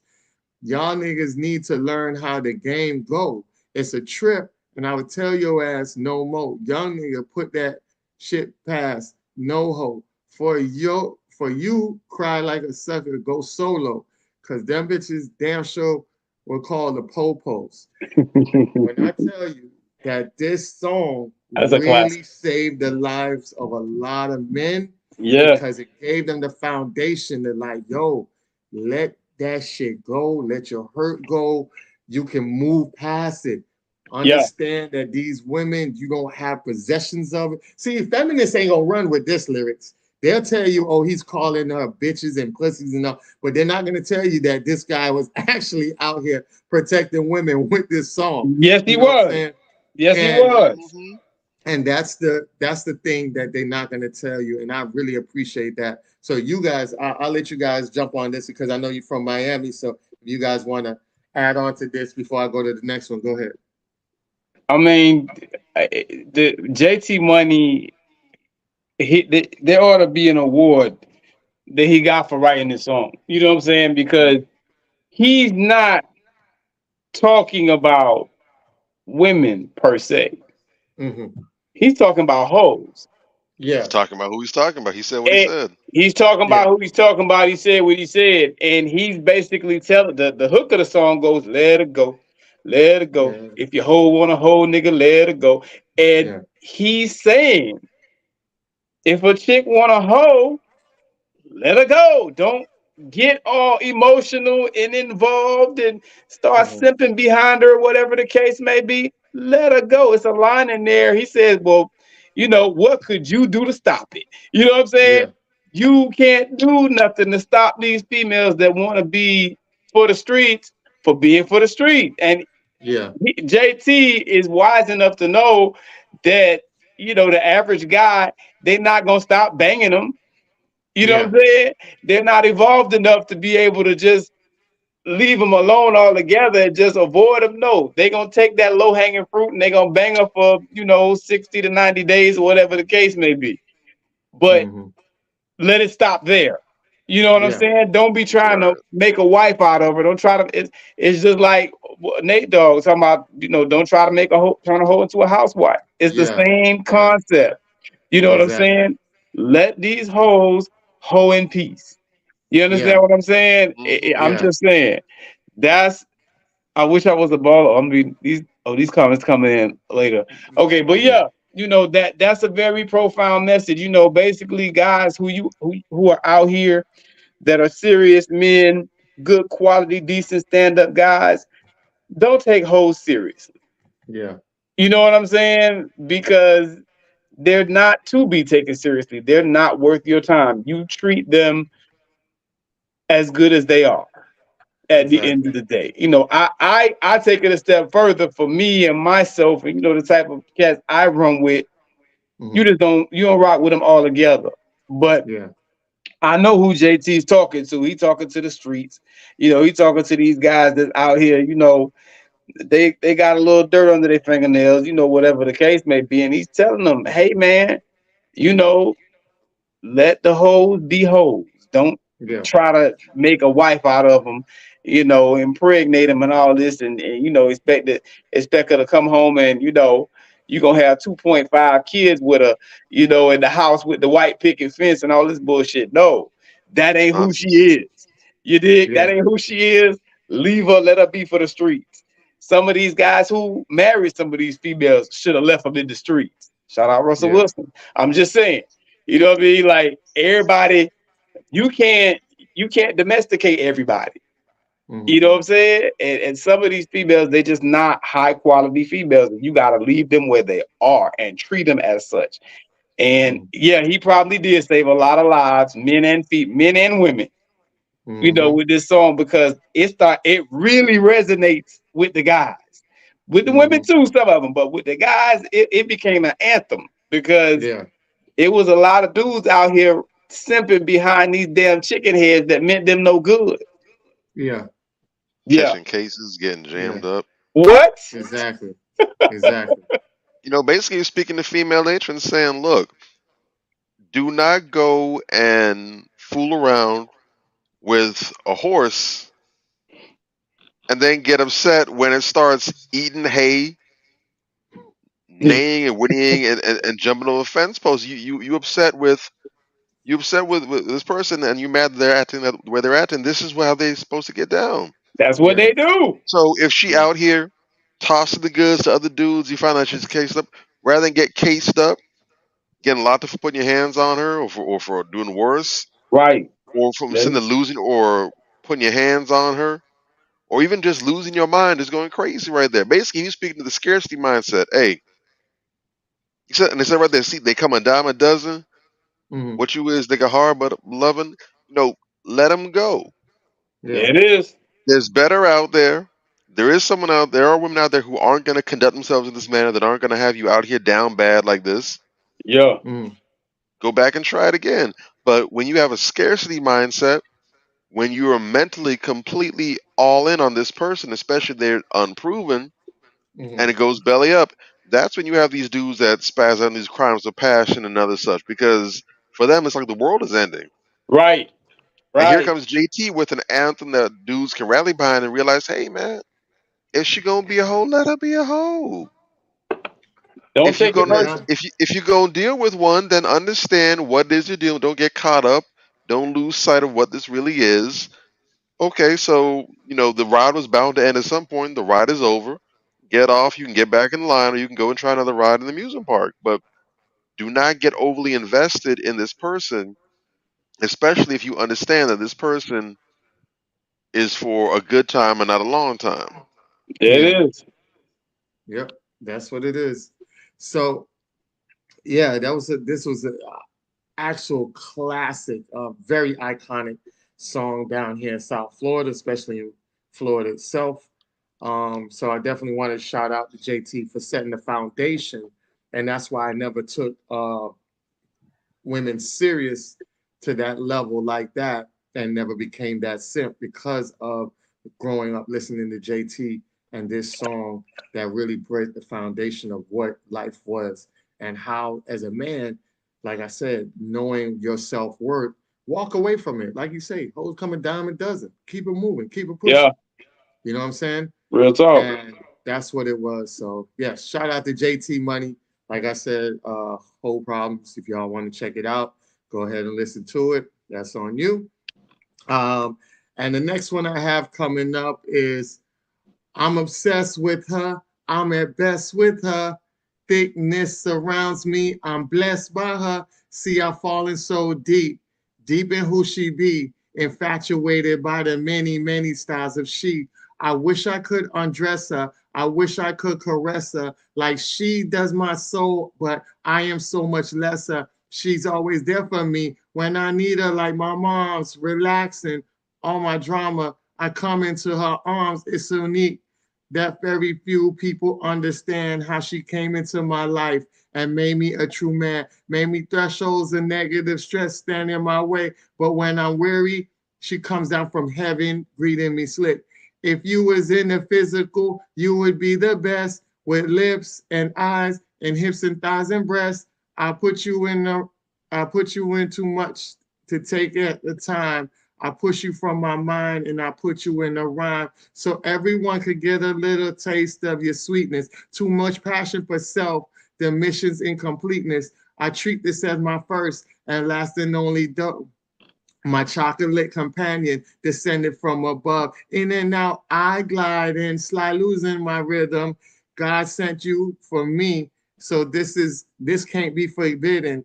But you are one for me. And I think I gotta get over she because what do you do when your baby doll is sound? You can freak the tracks, but you can't settle down.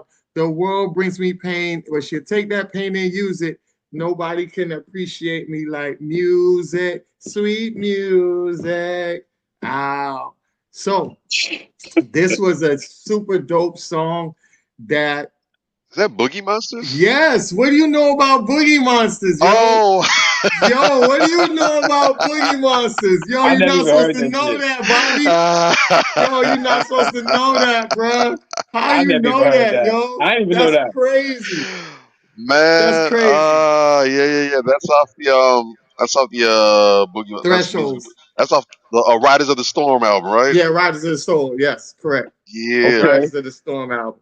So yeah, so here's the thing. I met Vex. So Vex is the one, he's the lead singer on this song. He's a little short red dude with the dreads. I met Vex because they're actually from Baltimore. I was in Baltimore that time when they dropped this record. And I met Vex, and Vex is a super dope dude, man. Very intellectual. And this was a very underrated album, man. Their album was really, really good. And Hmm. I think back then they went gold, which was pretty good for some guys that was really pretty much underground. They weren't really mainstream like that. Um, and yeah, so this song, the reason why I picked this song is actually the same exactness of Common's I Used to Love Her that created the beef between Ice Cube and himself.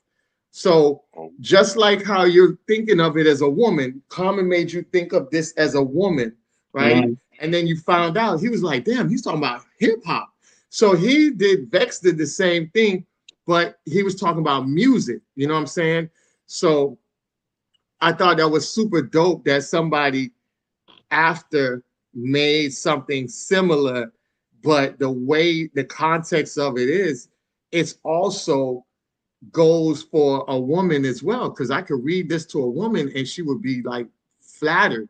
You know what I'm saying? If that's how a man is expressing himself, how he feels about his woman. So I thought that was super dope that it could be used in both aspects of how you how the viewpoint is coming at it. You know what I'm saying? And like I said, this song is Music Appreciation by Boogie Monsters. A lot of people don't know about Boogie Monsters. They really, like I said, they sold 500 copies back then, which was pretty good for underground I MC. bet, yeah. That was pretty good. uh, That was real good. Um, so yeah, definitely. What you wanted to say something about? now I was gonna say, that was impressive back in those times when you didn't have streaming, whatever. Yeah, People were still moving music out of their trunks and whatever. There wasn't a yeah, whole bunch of promo. You really had to rely exactly. on local radio play and all that other stuff. So, you know, that's back in those days when sales and numbers meant a whole lot more because you really had to Yeah, literally get it out the mud. yeah, Like, it was yeah, no huge engine behind you. Wasn't a whole national campaign to get you out. There wasn't any social media that you can jump on. You were yeah. literally relying on the people around you to really, let you know. And also the feedback because of that was almost Hmm. immediate. If Yes. you had something, your neighborhood, the block was gonna let you know. It wasn't just blind support. Oh, this person from here, nah. It's like Yeah. you to represent us. You got to come correct. This got to be something like we can really rally behind. So if it was hitting like that, they let you know. And Yeah. if it was whack, you wasn't gonna get any play on the radio stations. In fact, the DJs would pick up your record. They'd give it a play right then and there. In some cases, they'd take your record and toss it right in your face, like, get this garbage out of here. Like, ba- Like in the movie the 50 Cent. no, for Oh real. man. Back Yeah. the DJs, and no disrespect, but DJing as we know it today is a whole different galaxy from what it used to back in the day. Like back in the day, Mhm. the DJ was the gatekeep, was literally the guardian of the sound. Yeah. Exactly. Hmm. You know, Exactly. the DJs were the guardians, the gatekeepers of the culture, and they Yes. also understood that and they took that seriously. So any DJ that was at that level back then, even the aspiring ones, they took Hmm. that as a calling. You couldn't Yes. just Yes. up and call yourself DJ. You had to be someone who really knew the music intuitively.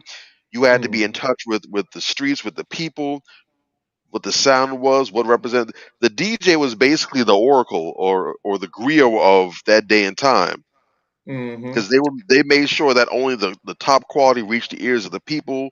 And like I said before, if you were garbage, if you were whack, or if you weren't talking about anything, you Hmm. would never get any play with them. They didn't do the whole payola nonsense back then. It would have been an insult to try and pay off a DJ to play your record like Yeah. that. Because especially if you did that as a DJ, his career could be terminated.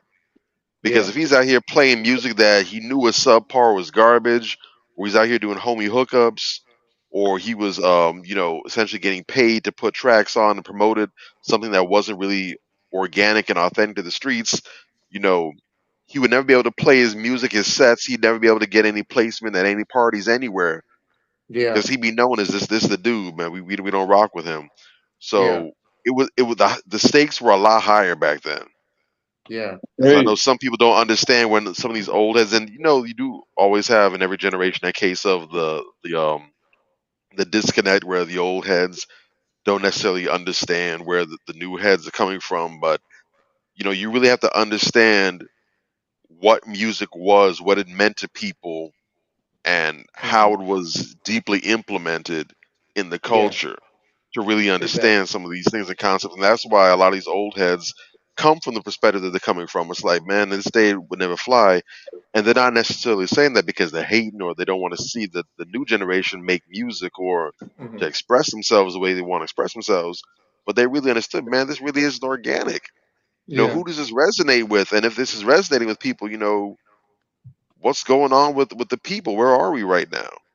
exactly, exactly. You know, Yeah, yeah, and they show that a lot in the movies where, I think I'm not sure if it was Crush Groovin'. It was one of those movies where they was always carrying their records. Even the Fat Boys, I think the Fat Boys did it in a couple of movies themselves where they were carrying their records and trying to see if it could get played.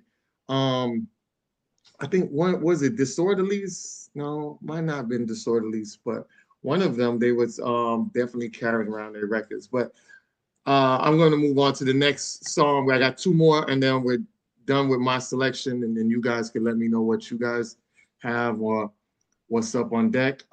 So this is now. Wait a second.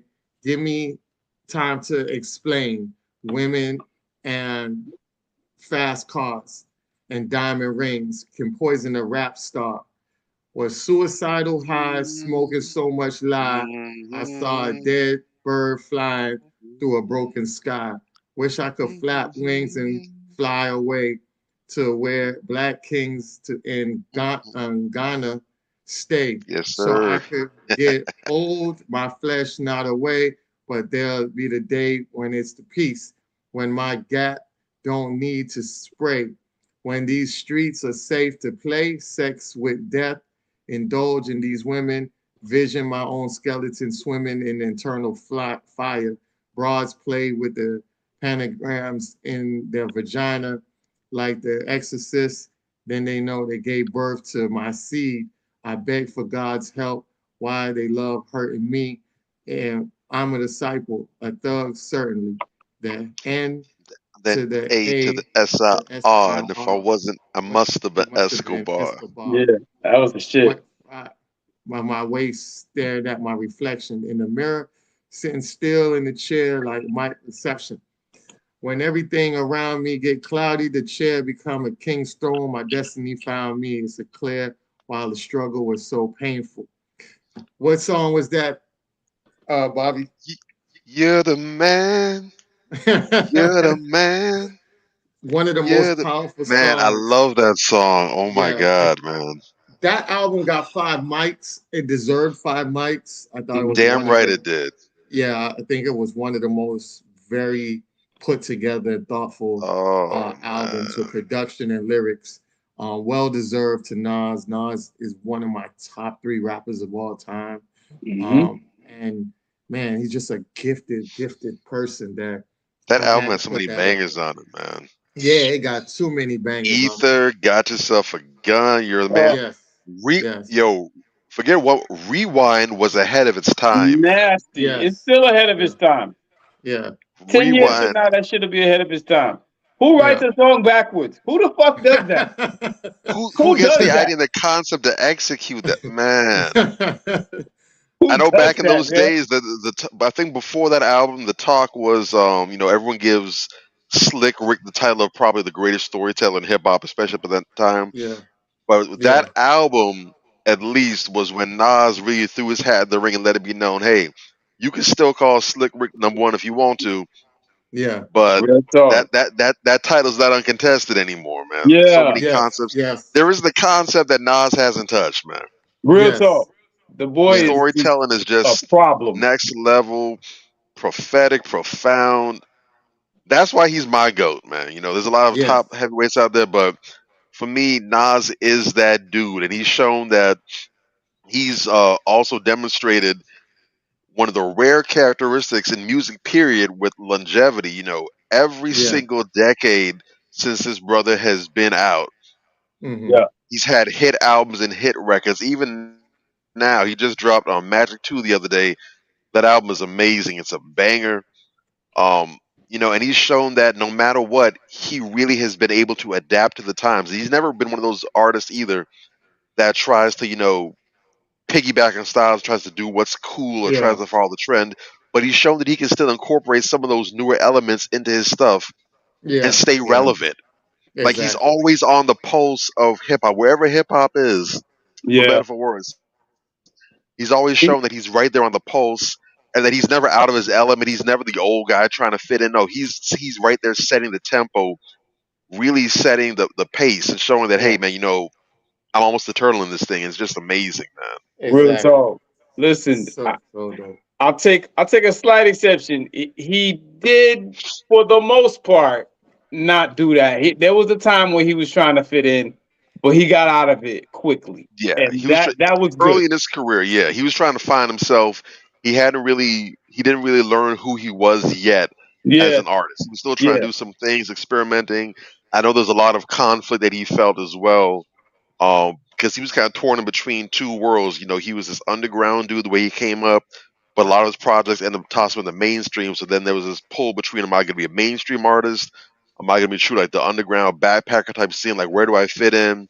And a lot of artists, a lot of his contemporaries would challenge him on that as well too. I know there was big beef between, I think it was when his albums dropped on the same day as De La Soul, and there was a uh, huge drama issue going on. Like, okay, so who we gonna support? Are we gonna support mainstream Nas, or we gonna support underground De La Soul?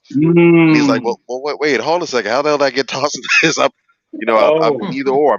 I'm still true, Yeah. but right. it was a whole lot of things that he had to figure out. But those are tough because those kind of conversations can really make or break you as an artist. They Yeah. Yeah. can. I've Yeah. been there through a lot of them. Let me tell you. First, though, let Yeah, me let me let me give a shout out to Peru Benders. Yeah. You saying in the comments, her son is really into JID. What's Yeah. I going on, did. sister? How's everything with you? This sister, Peru, what's up, yeah, mama? this sister right here is Yeah. going to be chiming in on some of our shows and helping us with some of the health and nutrition stuff. Very, I Yeah. very love sharp Peru. sister. She is She's awesome. Love dope. her. Yeah. She's real dope. Dope. So, Dope. Dope. and shout out to everybody else in the chat: Lakeisha Goodlay, Mila Renee, Keita Monet, more melanin, please, man. Everybody, Loco Tay, man. We have quite a few folks in the chat this evening. So shout out to all y'all. Much Make sure love. y'all Much love. smash the like button, Yes. subscribe, leave your comments, all that. And Um, that's a Ring good, that that's a bell. good artist. That's a good artist for your son to follow. Like I said, I tell word. people all the time, if I had a child, I would want my child to follow, to listen to JID. And when I heard him on a couple of interviews, man, very intelligent Oh young yeah, man with a head on his shoulder. sharp. Is that the Sharp. cat who was talking to Willie D in the interview? He got like the funky dreads. Is that him?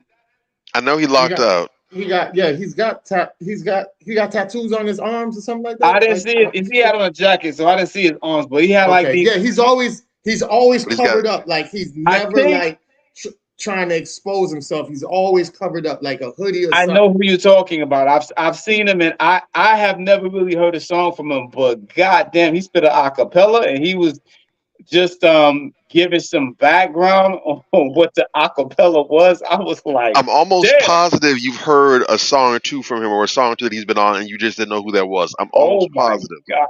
because This he's if it, he's not pervasive like that, but yeah, Mm, especially because one thing about and shout out to J Cole, he's been really really good with putting his artist on, really trying to get them that shine and stuff. He's done great stuff with JID.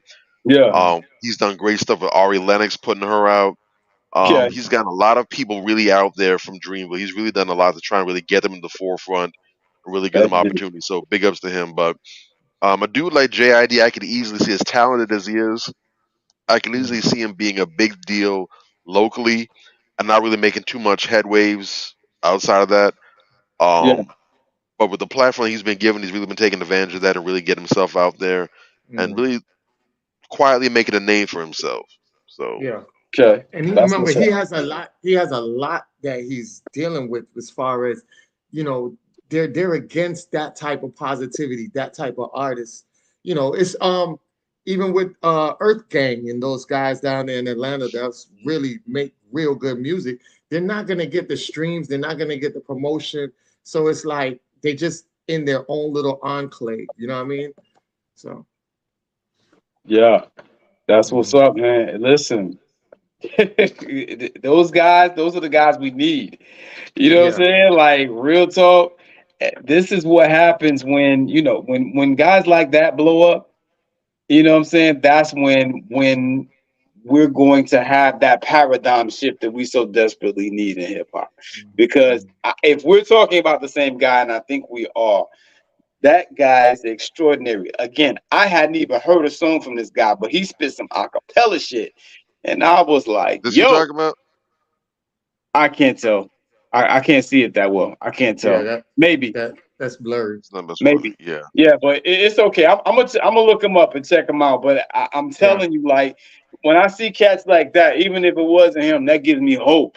You know what Yeah. I'm saying? Like, yeah, okay, it's young brothers out here that they still value the craft.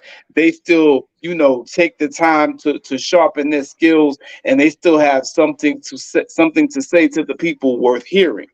You know what I'm Yeah. saying? That right there gives me so much hope because sometimes, man, coming up, when we take our flashbacks and we talk about, why we love hip hop and whatever, you know, sometimes I will listen to hip hop and the artist and see the movement that was going on in the hip hop community. And I would think Mhm. that hip hop was just the last vestige of anything meaningful that we had. Mhm. You know what I'm saying? Like it just really seemed that way sometimes Yeah. because you go out here, you look on the internet now, you scroll down your timeline, it's a bunch of fuckery and nonsense. You know what I'm saying? You watch TV, it's a bunch of Tyler Perry bullshit. You know what I'm saying? And like, who is really talking about the pressing issues of the day? You Yeah. understand what I'm saying? Who's doing that? And it used to be the hip hop artists.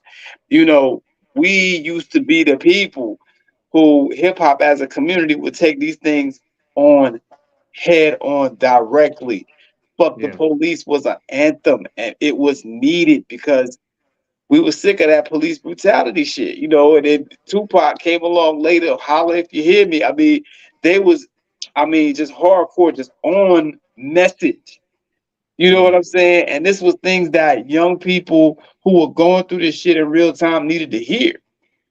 You know what I'm saying? Because nobody else was really paying no attention to us.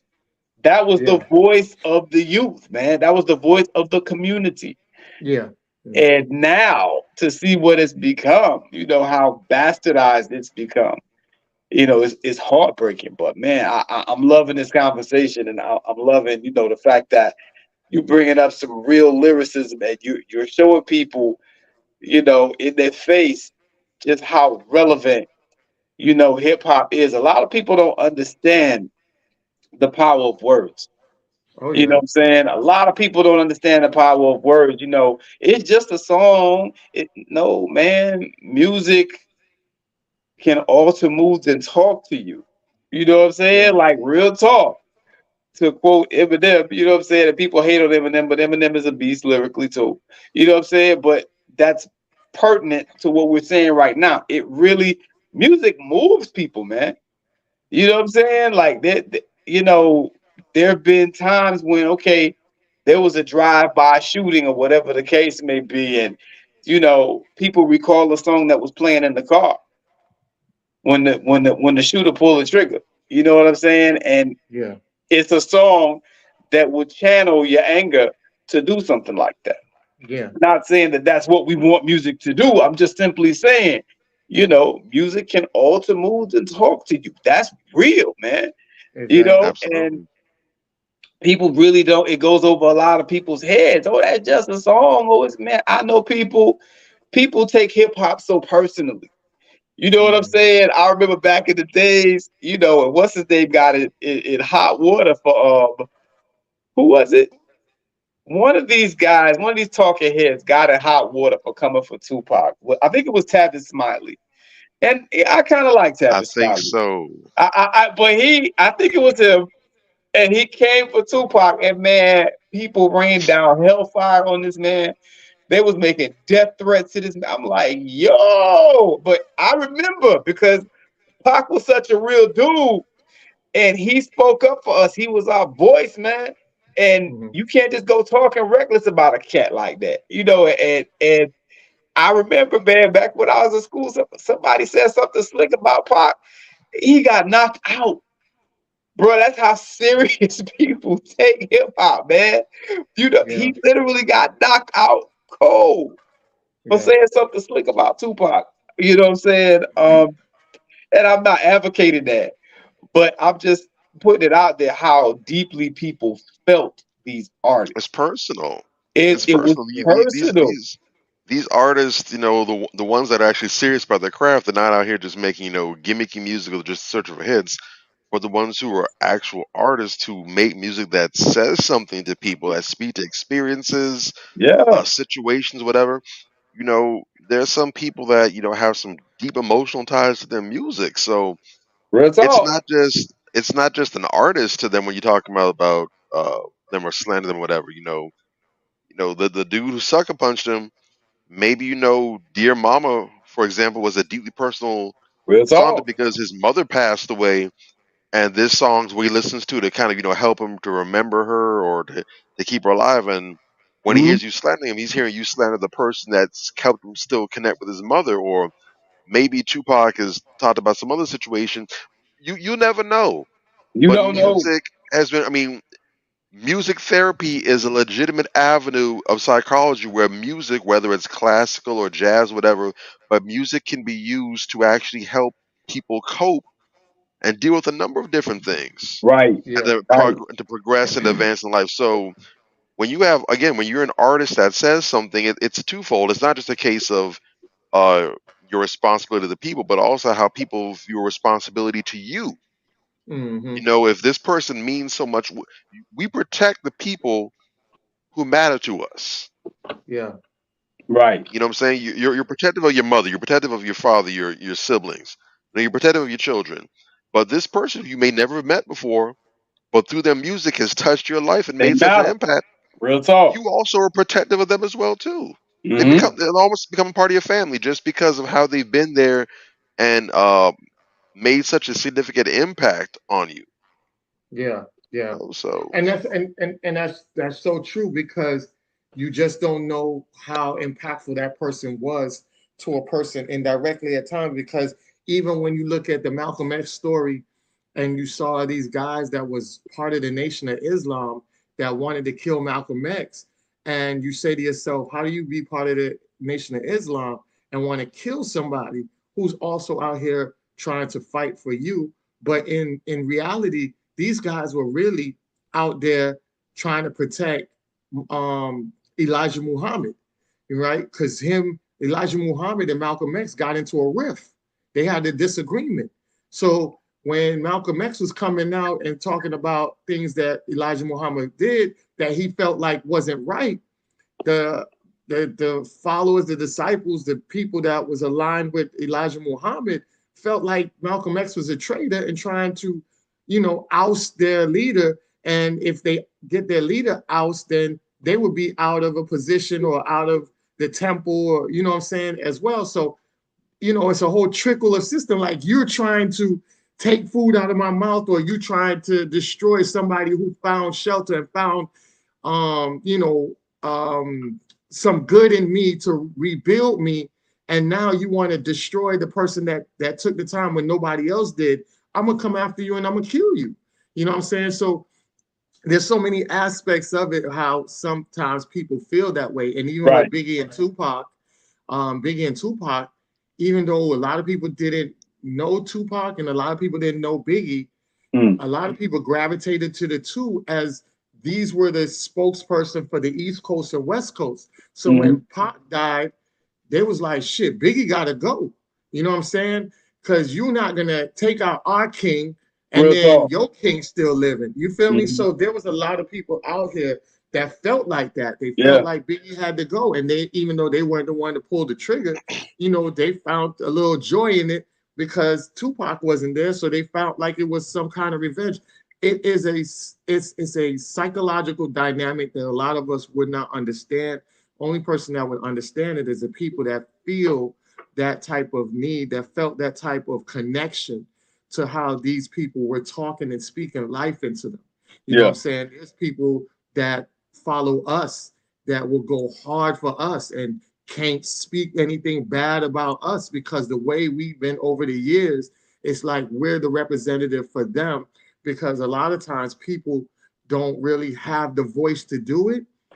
They don't have the courage to do it, or they just don't want to be in the limelight to do it. But since you're doing it, they're going to rally behind you and they're going to be your kind of like your army behind you. You know what I'm saying? Hmm. So Right. definitely there's aspects of it. So I want to get into this last one, and then we can definitely take over and go to the next subject, or you guys can add in what you want to add in. Yeah, yeah. And it says, got to stop at a mall the other day, heard a call from the other way that just came from. Hey, some niggas was saying something, talking Talking about about smoke something. Hey man, you remember me from school? No, not no, not really. really. But he kept smiling like a clown, facial Facial expression expression looking looking silly. silly. And then he kept asking me, what kind What of kind of car car you you drive? drive? I know you Uh, paid. I know you got all that buku holes from all the The songs song that that you done y'all done made. made. And I replied, I've been I've going been through going the through the same same things thing that that he you had. had. True, I sure, got more I've fans got than more the fans average than the man, but average man, not enough not enough loot to to To last last last me to me the end of the to week. the end I of I the live live by by the the week. beat. beat By like the you beat, live like You live you check to live tight check. to check to check. You check. don't move your You feet, don't move then your I don't feet, then eat, so I we don't like eat. So neck we to like neck. neck to neck. Yes, we Yes, What? we done done come a came a long way, long like way, them like slim them ass slim ass cigarettes cigarettes from from Virginia. Virginia. This ain't Virginia. gonna This ain't stop, gonna it's stop, so just we gonna just gonna continue. continue. Woo! That boy right Me there, that and boy good. you, That your boy And I mama good. and your I cousin I too. I really Rolling down like the this strip verse. on Vogue. I really like Running this up verse so in a much. Cadillac. No. Woo! I really like this verse so much because Hey, it kind of humbled fans and man. including myself. Mm, It yeah. Yes, kind of humbled me to understand more of what these rappers are was really going through. And that's what right. Andre was one of the realest rappers, to tell you the truth, in Yes, everything he spoke in his lyric. And a lot of times we look and we say, you know, we think that these artists are out here just making buku money and they just living life, and it's this whole facade, you know, and it's just like regular people that's on the internet. You know, you're just looking at somebody from the outside looking in, and you see all the glamorous stuff, and you think that they're just living life. And then Andre like, yo, shit, nigga, if this shit don't move your feet, then I don't eat. So we about neck and neck. yo, that shit crazy, bro. You know what That I'm Woo! made it saying? hella accessible. That made it real plain. Like, Woo! wow. Exactly. Thank Just a you. humanization. Exactly. Because you What, looking at all the facade, you thinking it's all that, and it's not. You know what I'm bruh? And saying? it's That was a interesting real ass lyric. because Yeah. um just about in every single music genre, just about whether it's pop, whether it's R&B, whether it's rock music, whatever, you Thank you. typically have artists who are really big and who, they reach that larger than life thing where, there's cameras are everywhere, everyone's all in their business and everything. They can't really get a second to breathe. You have all kind of Hmm. artists that write about the experience, but I Yeah. know I think was it well to a lesser extent, but Mariah Carey had that song "Obsession." Why are you so obsessed with me? Yeah. Ah, Britney Spears dropped songs of that back in the day, talking about having to deal with the press and the paparazzi and everything. Mm-hmm. Especially pop music is really big, but I can't recall before this a hip hop song really expressing that. That idea that it doesn't matter because usually this time was the opposite. A lot of artists were just, they're bragging about how popular they are, how much money they got. They got chains, they got girls all over the floor, whatever. They're on tour, whatever. But yeah. here you got Andre and Big Boy out here just putting down like, hey man, we just like y'all. We started from nothing, just like y'all. We just got a little bit more famous. We got a name now, but we in the same situation as y'all. Y'all live check to check, but we live beat to beat. That's it. At the end of the day, if you all aren't feeling what we putting out there, we Uh, Yeah. right next to you at the check cashing Yeah. store. Ain't no difference. uh, There's no separation really. So Yeah. it was a really great step in a different direction, doing something that hadn't been seen before, and just really humanizing the rapper, humanizing the artist. That y'all might listen to us on the radio station or on your tape deck or whatever, but Hmm. no matter how big we might seem in your eyes, we're human beings just like y'all. We still have the same concerns. We still worried about our checks coming in.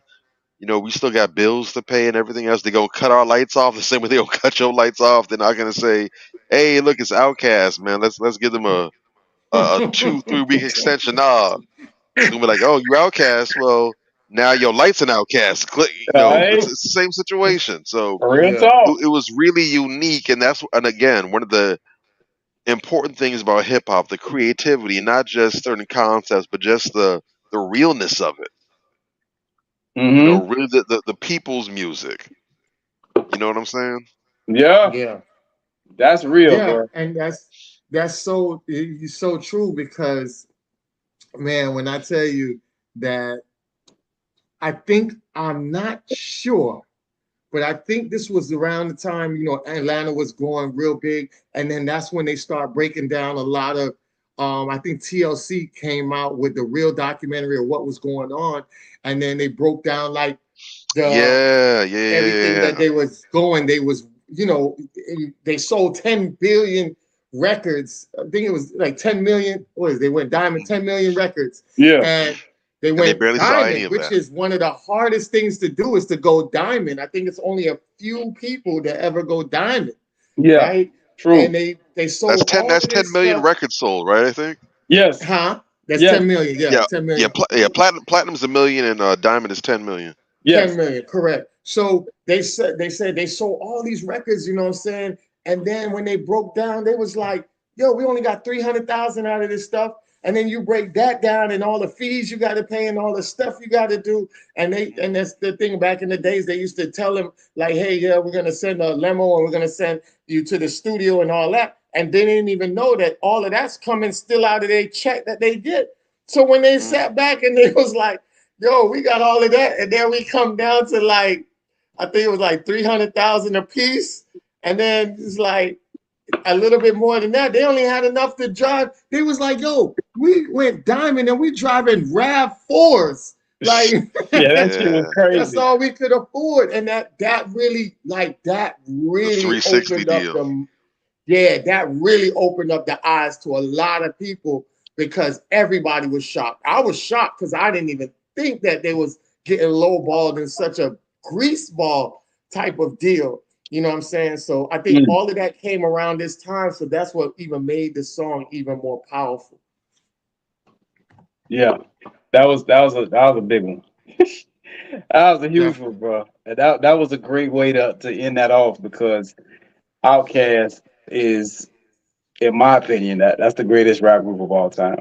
You know what I'm saying? And like there are others that are, up there as well, but man, Cass was special, dog. Like my God. Definitely. And Exactly. the shit they used to say in their lyrics, bro. Oh my God. Like because the song it's not a seemingly deep song. No. You know what I'm saying? But it's so deep. Yes. You know what I'm saying? That lyric right there is like, bruh, he just broke it down how all the smoke and mirrors make you look like so much more than it is, but it ain't that.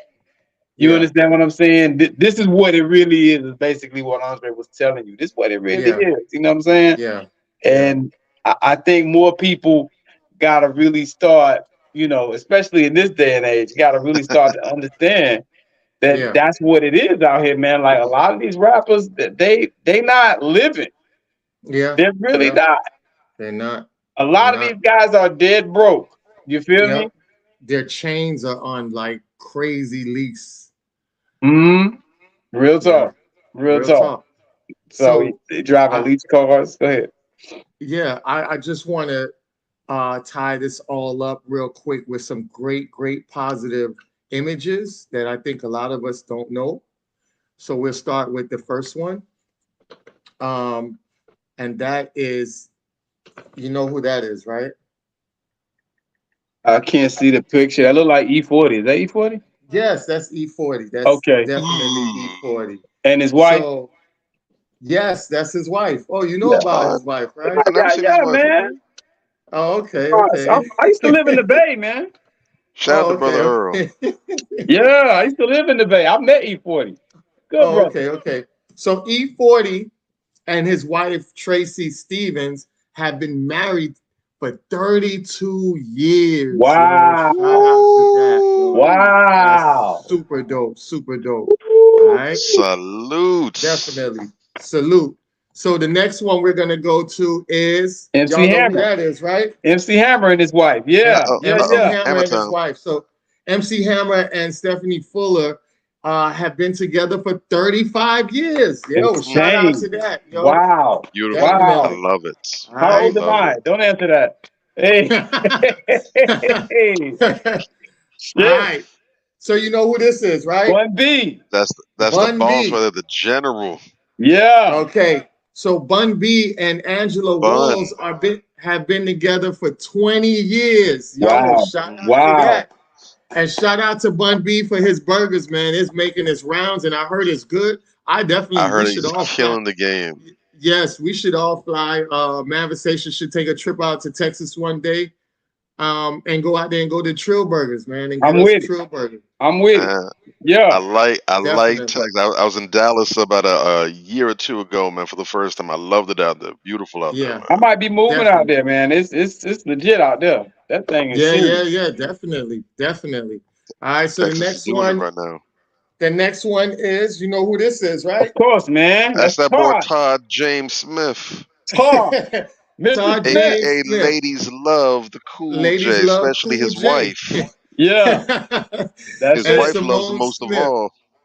And I love some it. and so that's LL Cool J and Simone Smith, who's been together for 27 years. Yo, shout out to Ah, them for this. Wow. Definitely, man. All That's right. heavy. Okay. And last but not least, we all know You. my O'Shea. dude, Yay, I. yay. my dude. You know what I'm saying? Yeah. That's Yeah. dope. That's Doughboy's daddy. There you go. There you go. So we got Ice Cube and his wife. So that's Ice Cube and Kimberly Woodruff. And they've been together for 31 years. Yo, shout out to that. Yo, Wow. definitely. All right. Wow. Wow. So I really wanted to show you guys my whole purpose of me doing that was to show you that a lot of times we have the image that rappers just want to run through women, discard women, don't care about women, just want to Right. be players for life. And there's not every rapper is on that level. You know what I'm saying? Like I just showed you, these guys been in the game and with their wives for a long time. Forever. And it just goes to show you. And I showed you, and this is one thing that you guys got to take. I just showed you what that is. 1, 2, 3, 4, 5. I just showed you 5 couples been together for 20 years or more. Yeah. And if you look at every last one of them, right? So I'm going to show you again. All right. Every Mhm. last one of them. Yeah. Look at every last one of them. And what do you notice? I'm You picking up what notice, you're putting down. They you notice they all that, black. They all dressed alike. no, you notice that they're successful men because their women are very, very dominant, powerful, and unique. They Mhm. are the women that they needed to build the empire that they built. You know what I'm saying? A lot of times guys will run out here and they might not be so tight knit with everything and the organization and all that. Well, with the right woman by you who's organizing, who's telling you this, she's your second opinion in that house, giving Mhm. you good advice because she knows that if I give you bad advice, that's gonna harm me as well. So Right. I am your yin to your yang. I'm out here making sure that I take care of the household, whether you're traveling on tours or whatever. We got children. I'm taking care of your children. I'm making sure everything is running functional.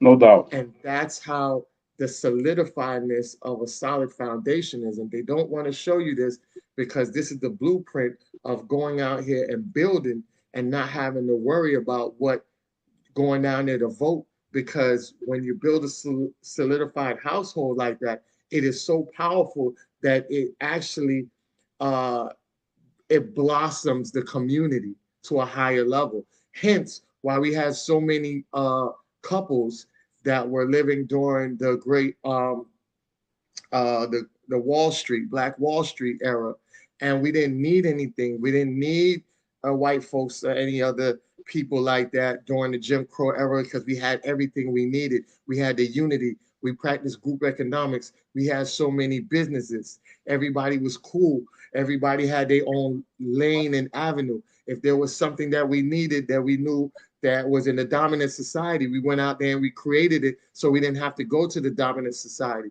True. That mind frame comes from a solidified household. When you look back at the pictures back in the days, you saw our little children's wearing suits. You look at our little children's now, the shit, their underwear is barely on their ass. You know what I'm saying? There's a Real. difference. There's a difference of breed and mindset that we went through, and that mindset comes from a strong traditional household. When you look at O'Shea and his son, you know what I'm saying? He got his junior out here running in the same footsteps. You know, that's the powers of having a great household, that your offsprings end up being identical and running in the same direction as you.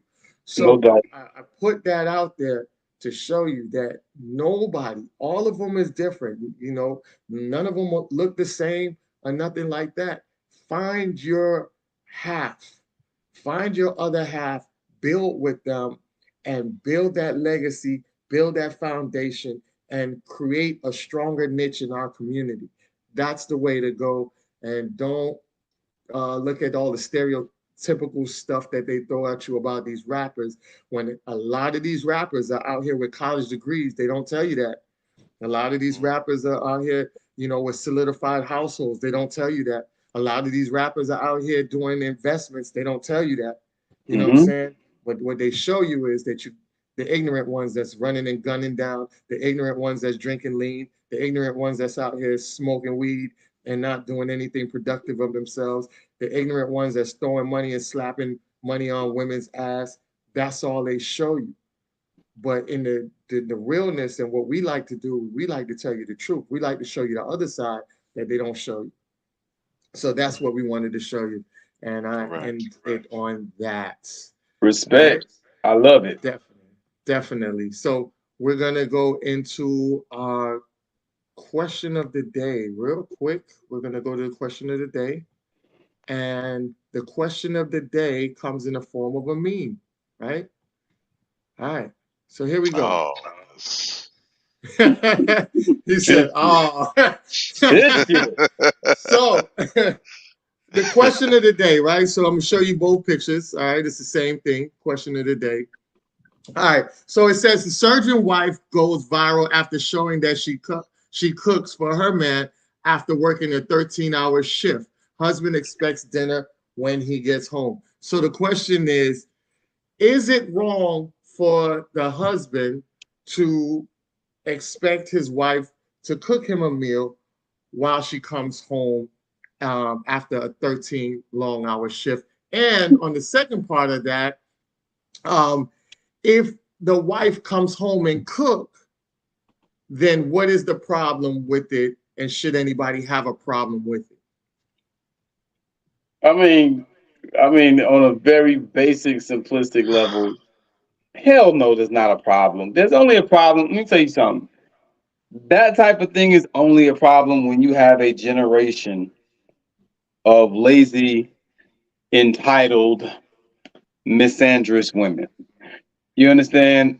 If a man came home after he'd been working for 13 hours and he made his woman dinner, that's so sweet. Oh, that's so nice. That's a good man, girl. Get you a man like that, girl. Right? Yeah. Okay, sus. But because a woman did it, oh, she is a slave. You know, you don't have to serve no nigga. Dude, let me tell you, I am so sick of these vomit-inducing Neanderthals out here posing as women. Yeah. You understand what I'm saying? Like, dude, if that's what she want to do, that's her goddamn business, bruh. You know what I'm saying? What is your problem? Why is it that every time anyone does something kind for a man, it's a problem? God damn. I'm just saying that bacteria eating amoeba is just all in your asshole, ain't it? I mean, really?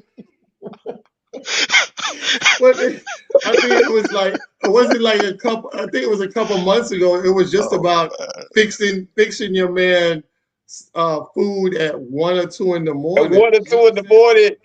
Dude, who comes up with this shit, first of all? Like, why is that? Why is that your trigger? Damn. Some of these You women just know, need a hug, bruh. Listen, some of these women just need a hug. You are so deeply and mortally damaged that you can't just be like, damn, that's a really nice thing that sister did for that brother. That should be it. You know what I'm saying? But I I saw. remember, listen, I got one even better than the one with the sandwich at 3 in the morning or the meal at Yeah, 3 in the morning.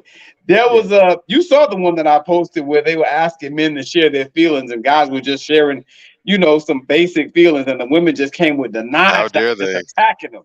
Right? There yeah. was another one even worse than that. I swear, there's a race to the bottom.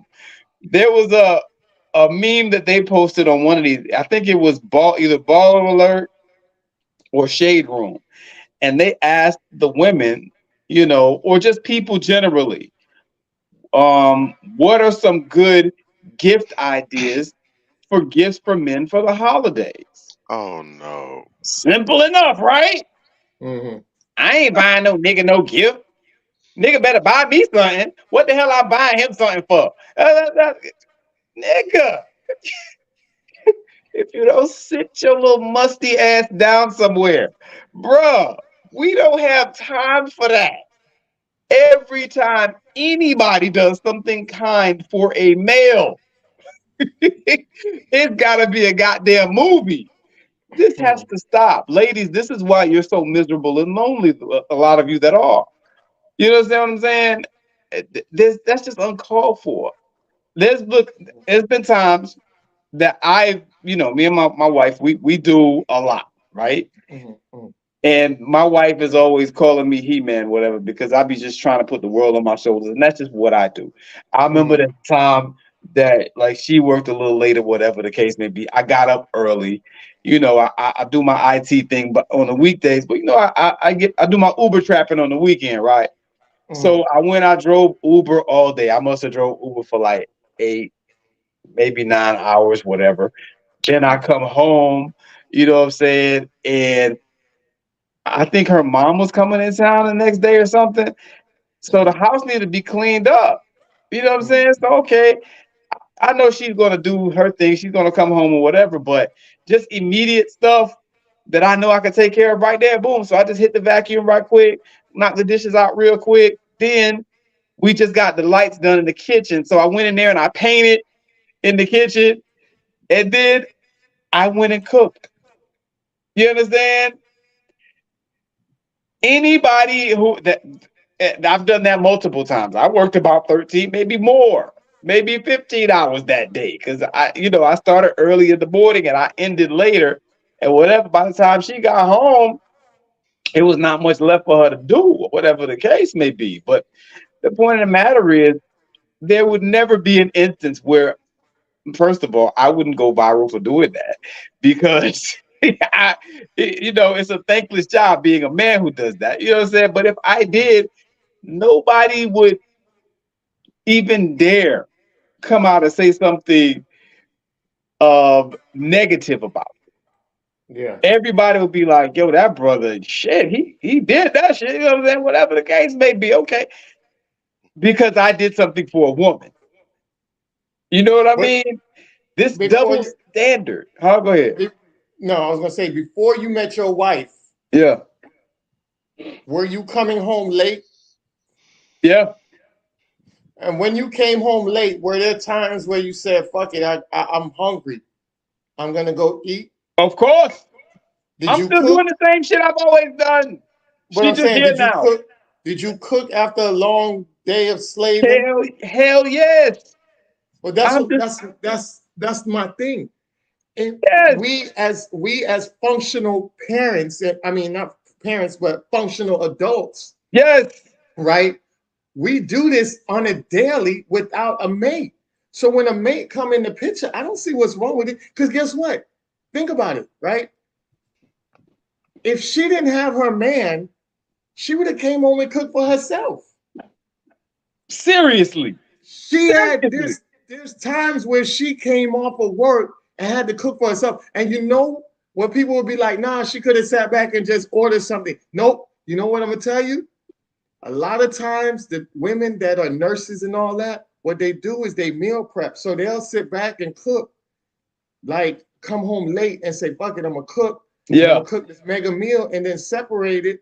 And then that way, for the rest of the week, they could just pick up their little, trays and keep it moving. Real You know what I'm talk. saying? So they've been doing this for the longest. Guess what? A lot of women and men wake up 2, 3 in the morning and say, fuck, I'm hungry. Their stomach is killing them. So they get up and they cook 2 or Ain't 3 in the nothing wrong morning. with that. Let me tell Nothing you wrong with that. something. My mother had worked, she had 2 jobs. She was working 2 jobs.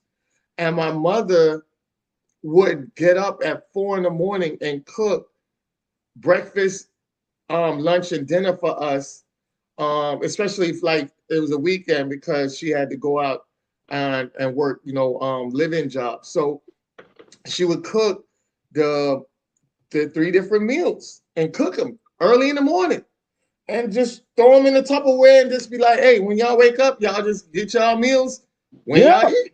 Yeah. And that was her thing. That was her lifestyle. Now, there's one thing that I will say before I turn it back over to you guys. There was a comment I seen that somebody wrote, and this was a woman who wrote this, and I thought she made a really good point because she also said this was something she do. She said, a lot of y'all looking at it from that angle, but you're not looking at it from the woman's angle. And the woman's angle is that a lot of times they come home and that's part of their decompressing moment. That is when they, in a meal, cooking that meal, she can decompress. And It's now when she therapeutic. finished that meal, she gets off into her womanly side and her family side. No You know what I'm doubt. saying? I know people to this day, several people that will decompress before they come home. You know what I'm saying? Everybody decompress different. So when she said that, and she was like, I do that, like through cooking, I decompress my work through cooking. And I cook through my family, but I'm decompressing while I'm cooking. So anybody that knows decompressing knows that that's actually self-care because you're letting out all the energy, negative energy from yourself, decompressing it out. So that way, by the time you hit the sack, you can sleep real comfortable. Right. It's a psychological thing behind it. And I thought that was a great point that person pointed out because I think a lot of times a lot of people will be so quick to say something and not realize that she might be doing that for herself. She might be. And she's doing it for her man. So it's like taking a stone and killing 2 birds with 1 stone. Real talk. So And this is, I just want to put it out there. Yeah. If she's doing it only for her man, there's nothing wrong with that. Yeah. You dig? Exactly. There's nothing wrong with that. Now if you're a miserable female out here who don't have no man and have no hopes of one, then you might see something wrong with that because Absolutely. you're gonna be sleeping, with your teddy bear for the next foreseeable future. You know what I'm saying? Like for the next foreseeable few years, you're gonna be sleeping with your teddy bear. That's your man. You understand? And so I get it because I'm starting to understand, through dealing with different people, I'm starting to understand the levels of hatred and jealousy. Yeah. Yeah. You understand what I'm saying? Because that don't sound like nothing but hatred and jealousy to me. It's nothing wrong with what she's doing if she's doing it for herself, for her own man, for herself, for her man, for Jesus, whatever she's doing it for. That's her goddamn business and her prerogative. Yeah. Go ahead, Bob. My bad. I was just, getting off some extra. No, absolutely. Absolutely. As usual, this is first off, as if we need any more. We got so many. You could all if you were deaf, blind, and lame, you could probably turn around and bump your head or your foot into one of these. But it's just a pitiful and a sad, soggy commentary on the times in which we live when something like this is what goes viral. You know, Hmm. I saw an article on Friday. One of my folks hit me with this article about this amazing thing that has happened. Apparently, there's this team of Korean scientists that may have discovered a new superconductor that can basically conduct electricity without generating any heat. And they've been trying to do this for quite some time now, for over a century now. And there's been a whole bunch of false positives. But if they've actually been able to do it, then this is literally going to change the world. I mean, Right. technology is going to be drastically improved. Um, Electronics, we know it's going to be different. How what we're able to produce and how we're able to get it done without causing any other issues or whatever. This is revolutionary stuff. Right. That's not going viral. It's not. Nobody cares. That's not going viral. You That's know not all why? over this huge revolutionary life changing once in a century type of discovery. That's not going viral. But a woman working 13 hours as a surgeon and coming home and whipping it up in the kitchen for her husband for dinner, and her saying husband expects dinner when he gets home. That's viral. Yeah. You know, it's like somebody else said it on a post where I first saw this. He said, and I think this really just is what summed it up perfectly. This cut everybody's kneecaps out from under them, I thought. And he said, I'll try to find exactly what he said. He's come on, where's it? Basically, he said, no, yeah, they try to shame black women for being good wives, but they celebrate them for ratchet behavior. Yes, they do. All the time. Literally all the So she's time. being an amazing wife. She's out there, she's working hard, doing her thing. She comes home to cook food for her husband. Why is she out here doing that? What's he doing? Why he She can't a cook pick for me. himself? He's just Yeah. slaving me. And all kind of nonsense. But if she out here booed up and letting Ursula Raymond serenade her and she's fawning all over and everything, you go, girl. I While know she's that's half right. I naked. want me some of that too. Right. While she's Or half she out here naked. on a Don't leave that table, out. Uh-huh. right? Or she out here at some brunch someplace, and she out here at the turkey leg hunt or some other place, and standing on the table and shaking ass. Get it, girl. I know that's a vibe. Bruh. We are so ass backwards. It's crazy.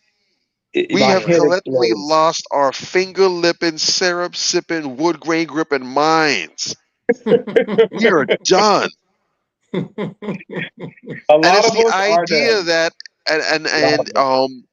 it could be possible. Let's be fair. It could be possible that her husband is some dusty, no good bum that just lays up on the couch all day, sucking Yeah. up the AC and playing Xbox and ride around in their car or whatever, getting his Jody on, whatever. It's possible. That could It's be a thing possible. because it Hmm. does happen out here. It could be.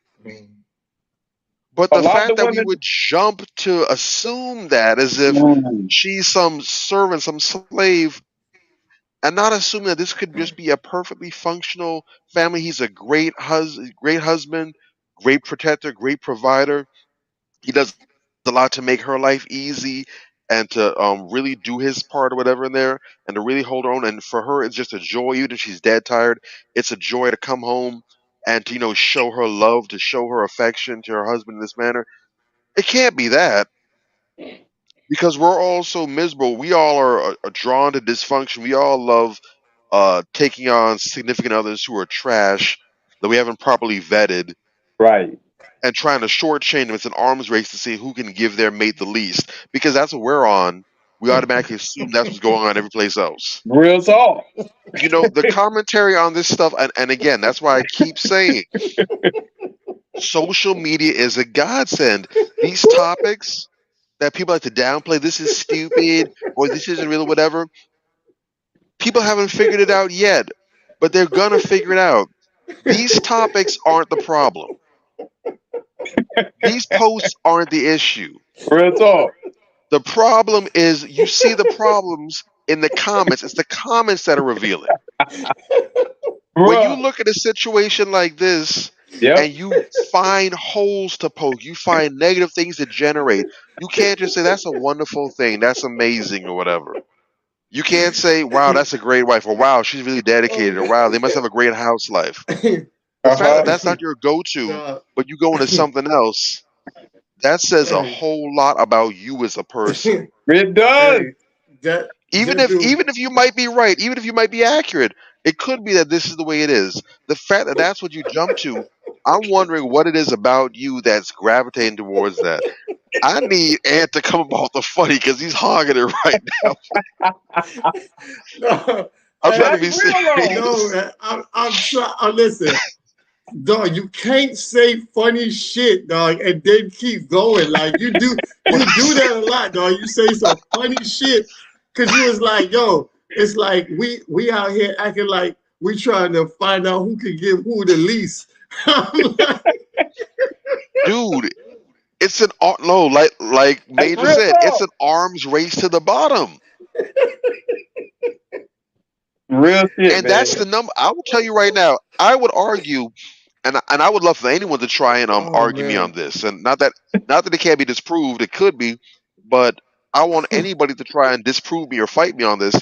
I would argue that the number one reason why we're in such a horrible shape in our interpersonal relationships right now, as well as one of the number one contributors to the gender war that's going on, is because we're so selfish and self-centered. We're busy trying to get as much as we can from people that we're dealing with while giving up the least. Real talk. We're Real not trying to talk. have proper, healthy, functional giving relationships. We're trying to hit a lick. Mm-hmm. How Yeah. how And then much you can I want use this person? Yeah. Yeah. That's it's it. Yeah. usury. Real talk. I And want then to get you everything I can out of this person and leave them bone ass dry. I'm not going to contribute anything to them. I want to dehydrate them. I yeah. want to be a vampire. I Mm-hmm. want to get all the blood out their corpse and leave them there dry while I go on to the next. Mm-hmm. It's sad. You know what I'm saying? Like it's dog eat dog out here, man. Yeah. And the women used to be the ones that would counter that energy the most, even when it was in men. You know what I'm saying? The women were, Right. sugar and spice and everything nice, and they were sweet and they were soft spoken, and they would be the ones to comfort you. They will come to you, you know, in your time of need, and they will calm you, and they would give you the encouragement that you need to move on to that next level. And now these yuck mouth females, bro, like, yo, you know what I'm saying? Like, they're the worst ones. They Mm-hmm. come out there, real ass bitch, give a fuck about a nigga, beating their chest, you know what I'm saying? Belching louder than you. You And feel me? you know what the funny thing is? Some of these now, there's great power in the kitchen. Great Yes, power in there the is. kitchen. Dr. Sebi and a number of other people said in the past that we're not supposed to have to be going to the pharmacist to go ahead and get medicine whenever. Our kitchens are supposed to be our hospitals and our Real talk. pharmacies. Real talk. We're And supposed to be getting healed from our nutrition. Your proper balanced Mhm. diet is what's supposed to keep everyone healthy. And it's a fact. If you look right now in most households, we talk about the obesity crisis that's going on. Yeah, Mm-hmm. real talk. That starts in the kitchen, It starts in the whether kitchen. it's being used or not. So whether or not you're Mm-hmm. not cooking, every meal comes from a fast food spot. That's still Mm-hmm. indicative of the kitchen because the kitchen ain't being used. Right. And if you're right there cooking a whole bunch of junk because all the groceries you pick up is junk and garbage, and that's what you churn out your kitchen, that's still part of the problem right there. If you Mhm. if you look at the health status of the parents, it's usually reflected on the children. If the parents are eating healthy, the parents are fit, they're in good shape, they're healthy. Usually the kids are too. You're not going to see too many children suffering from obesity and juvenile diabetes, and their parents whip up quality meals in the kitchen. That's Right. rare. And Right. usually, if it is, it's because of some kind of condition or some issue at birth. But if you see Big Mama here with the wide ass auntie arms, she got them Hulk Hogan arms, and it's not because she bench pressing or whatever. Usually the Them kids big around ham like holler bowling balls arms. too. Yeah, It Yeah, all that's the all. trickles lunch, down. the lunch lady And s- arms. right. And some of these same women who are talking about all this, why is she out here cooking for a man? If their man were to go and get a plate served by some other woman, she out there serving, she's making eyes at her man and serving food, whatever, Man, they'd be the first one to want to catch a case. want to They shoot? want to catch a body. Yeah, So now real you don't want no talk. one fixing your man a plate. Well, you're not fixing the plate. It don't matter. You ain't supposed to be getting the plate from her. Right. We have to change how we deal with each other. Look, if you have enmity for men, if you are a misandrist, if you have issues with doing for men, leave men alone. Yeah. Don't Real even hit talk. them up for booty calls. Don't hit them up for side piece action, for sneaky links, nothing.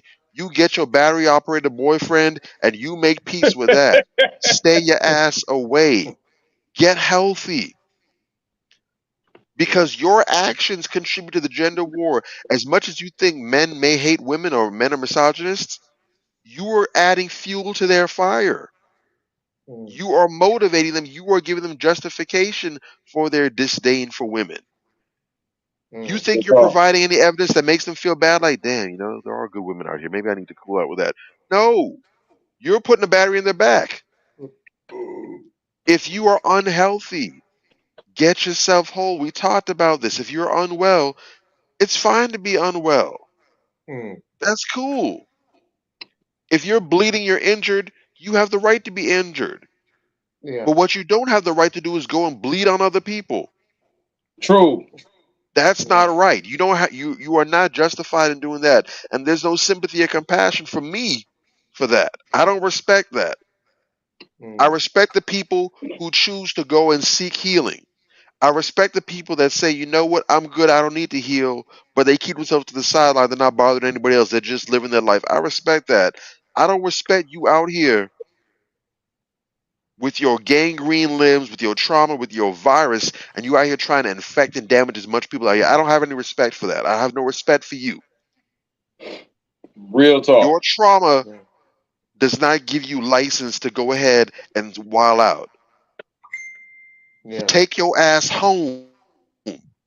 Leave people alone. And when you're ready to get healthy and get well and do the necessary work, come back out here in the field and rejoin the rest of us. Because we'd like to have you out here, but not as you know. It's not okay. We need to stop this. You see a Exactly. perfectly healthy, functional post like this, and you find ways to spit all over it.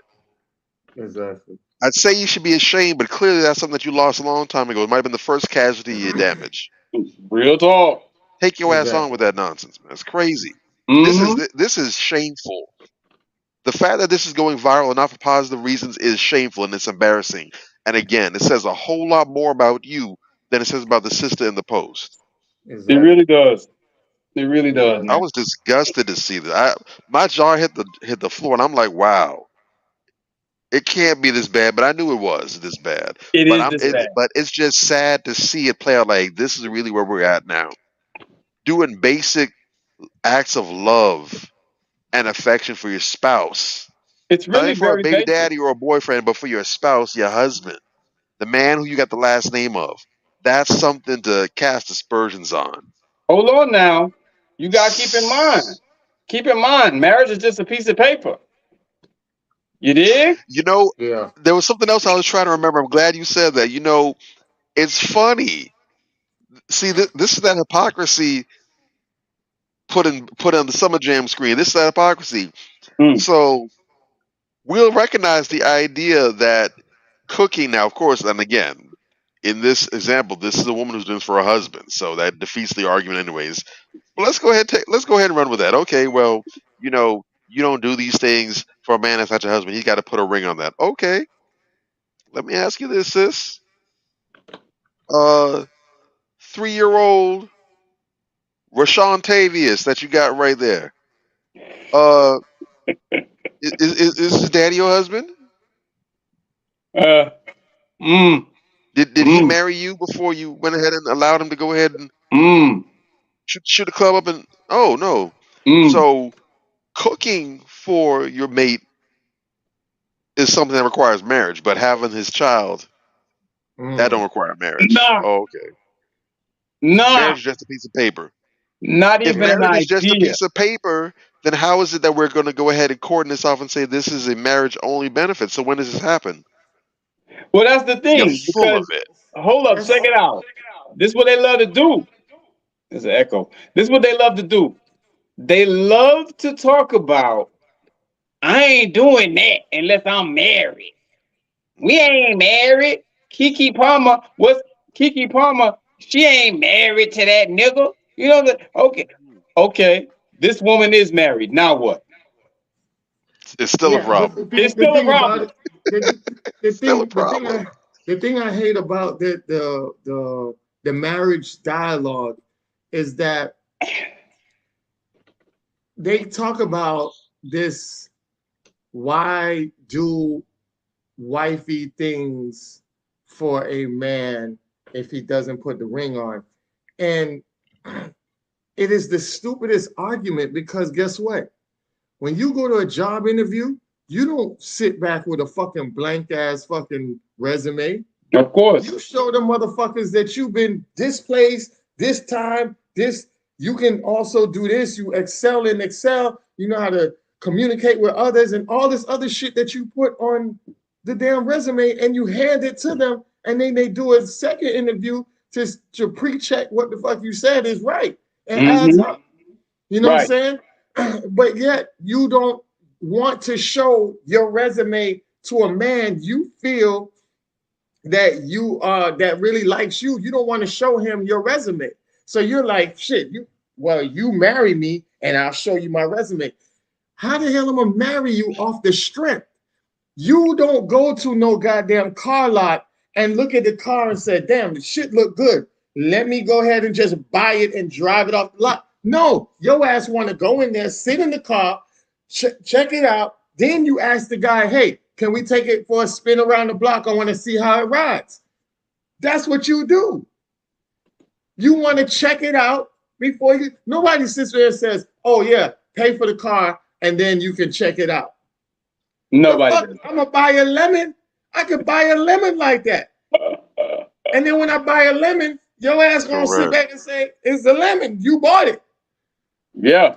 You see what It I'm would be saying? different if we lived in an age where people actually had integrity, where people's word actually had weight and value, and they put that above everything. But nowadays, these people will shoot you dead in your chest before they keep a promise. Exactly. Real These people talk. will slash. Exactly. People will stab you dead in the back before they go ahead and honor their word. So you can't do that with these people. You can't. Exactly. They have no You got to integrity. show and prove. Emphasis on the prove. So because unfortunately we don't live in this utopian society where everybody's received the same training, everybody is already ready made for marriage, they're ready made for relationships, period. Forget marriage. That's Mm. we Mm. we got Real some people that's talk. not even worth being around as friends. Exactly. You're not even a decent person. So before we even get there, and we're supposed to just accept that this is good to go as is, sight unseen. Hell no. Muscle It like don't move work the like fool out here. Mm-hmm. Real All talk. right. Musk Well, got dumbass tattooed on the forehead or something. Man. Gotta be. Cause ain't no all right, way. that concludes our segment of question of the day. Yeah. We're out of time for tonight, so we're going to go straight into the crown check. And this week's crown check actually came from Major's page. Okay. So Major, you know who I'm talking about? I think I have an idea. The sister with the pilot. Yes. Okay. Yeah, buddy. So shout out to this sister. Yes. Shout out to Dopeness this queen right here. personified. That is Who- so dope. And Yes. go ahead. I'm gonna get in on it, but that is so dope. That shit made my day when I saw that post. Yes. Real So Same, bruh. all right. So the picture you saw was of Miracle. I don't know how to spell her last name. She's Nigerian. Is it Chukwu? Is it Chukwu? Yeah. Okay. I know All a right. few Nigerians with that last name, so I learned it the hard way. Miracle Oh, is a okay. Chukwu. All right. So she is who is from New York City. will soon break barriers when she's officially become part of the 1% of the Black female pilots of a major commercial airline around the world. Now 24 years old, she is currently in training to become a commercial airline pilot and continues to inspire other people with her story. Miracle, whose parents are Nigerian, says that she grew up in a very discouraging environment. She said her ambitions were often looked down, and because of her gender, but she did not let it stop her from dreaming. I thought this next thing was very interesting, but I know what they're going to play this off as. um, I think the way that they're trying to play it off I saw that. is basically in a way of, hold on, let me see, hold on, let me take this off real quick. Yeah, so you can see it. So basically, I think they're trying to push it in a way of this, her father being misogynistic, Mm-hmm. and but that's not the case. So I'm gonna just say it. I'm gonna just read this real quick. She initially joined the aviation industry when she became a flight attendant with the American Airlines. She had always wanted to become a pilot since she was first encountered with one while she was still working as a customer service representative. Excited, Miracle told her father about her plans, but she said he told her that if she gets on a plane and he sees a woman pilot, he would get off the plane. Um, I wanted to highlight that because I think when we look at the media and we have something going so good and something to actually be, talked about and inspired about, sometimes the media will take it and wing their own agenda into it. As Nigerian or anybody from the Caribbean islands are pretty much on that old school mentality, right? So when you talk about an old school mentality, you're talking about gender roles that normally fit the traditional lifestyle of, the genders, meaning that you wouldn't have your wife run around and go chase down some animals outside. It would more likely be the man that's running around doing that. You wouldn't ask your wife to go put up TVs in the living room or put tarp on top of the roof and stuff like that. That are things that a man normally goes around and do. Yeah. So there's a traditional standpoint and a viewpoint that feel like certain men, I mean, they feel like men are in ways are supposed to do certain things in life, and women are supposed to do other things in life. There's nothing wrong with that because a lot of our hard labor jobs are ran and done by men for the majority part. You wouldn't want your woman to be running around here toting up a 400-pound hose that she has to go drag down and connect up to something else in order for a flow to go through.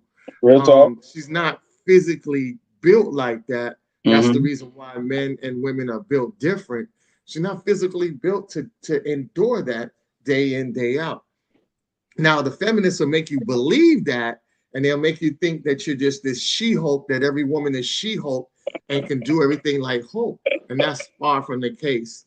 So I think he was saying it from a standpoint of, traditionally, I see men doing it. I see men in that position. And if I don't see a man in that position, I don't feel comfortable enough for me to take that flight. And even in the United States, we do that here. A lot of people don't understand that when Donald Trump was in office, or yeah, because he was the only one that really faced against, well, we're not even going to use Donald Trump. We could use any politician that is faced against a woman. Normally, the male are the ones that take the seat because a lot of times when these women that go into the voting booth, they'll tell you like, yeah, I'm gonna vote for her or whatever the case may be, and they'll go in the booth and vote for the man. There's a lot Absolutely. of women, there's a lot of women, and I don't want y'all to think that there's not women out here like this. You might have your best friend that you swear up and down will sit here and vote for another woman, and they'll go right in that booth and go vote for a man, because there's a lot of women that feel like certain positions in life, a woman should not be in the seat to do Right. it. And that's why a lot of women did not vote for Hillary Clinton and will never vote for Hillary Clinton, because they just feel like certain positions is just destined for a man, and there's no way for, I mean, not really no way, but it shouldn't be granted to a woman, because they feel more secure with a man in that position than a woman in that position. Mm-hmm. And you think about it, you know, when you talk about world issues and things like that, you know, a lot of times these women know that they are emotional, and their emotional intelligence isn't at where it should be. And they take it to the next level at times. So they're figured like, yo, if I have a woman that's a president and she goes and pops off and just, you know, spaz out because she's so emotional, she's making decisions being on emotions versus logics. That's how a lot of women think. So that's why a lot of women do not put women in positions that have total control like that. So I just wanted to put that out there, so we don't condemn her father and stick to the real narrative, which was a father that created a very powerful young woman and also guided her financially and supported her to make sure that she was able to conquer her dreams. Might not be a choice that her father wanted, but he was just being honest with his daughter, just like any other man that loves their child would want to be honest with their child as well. You know what I'm saying? So I don't think he would not go on a plane ride with his daughter, because I'm pretty sure he would trust his daughter. But he just said, if I don't know a woman, if I don't know this lady and I see her on the plane, I probably would step off just for my safety in the process of it. So yeah, I just wanted to say that and leave that note. You guys can finish up on what you guys want to add on to that, and I'll turn it over to y'all. Well, brother, I mean, let's keep it a buck while we're having this conversation, because you know I saw that little slick shit they put in there, and you know I know they meant it to be slick. You know what I'm saying? Because there's a lot of people out here that want to paint men out to be, you know, misogynist, and want to paint men out to be sexist or whatever the case may be. Which I would caution this young lady when she's sitting down talking to interviewers, be very mindful of what you tell them, because you know there's a good chance that you know people who are supposedly journalists are going to try to take something that you say and put some negative spin on it. So I would just caution the sister, just be very careful with that.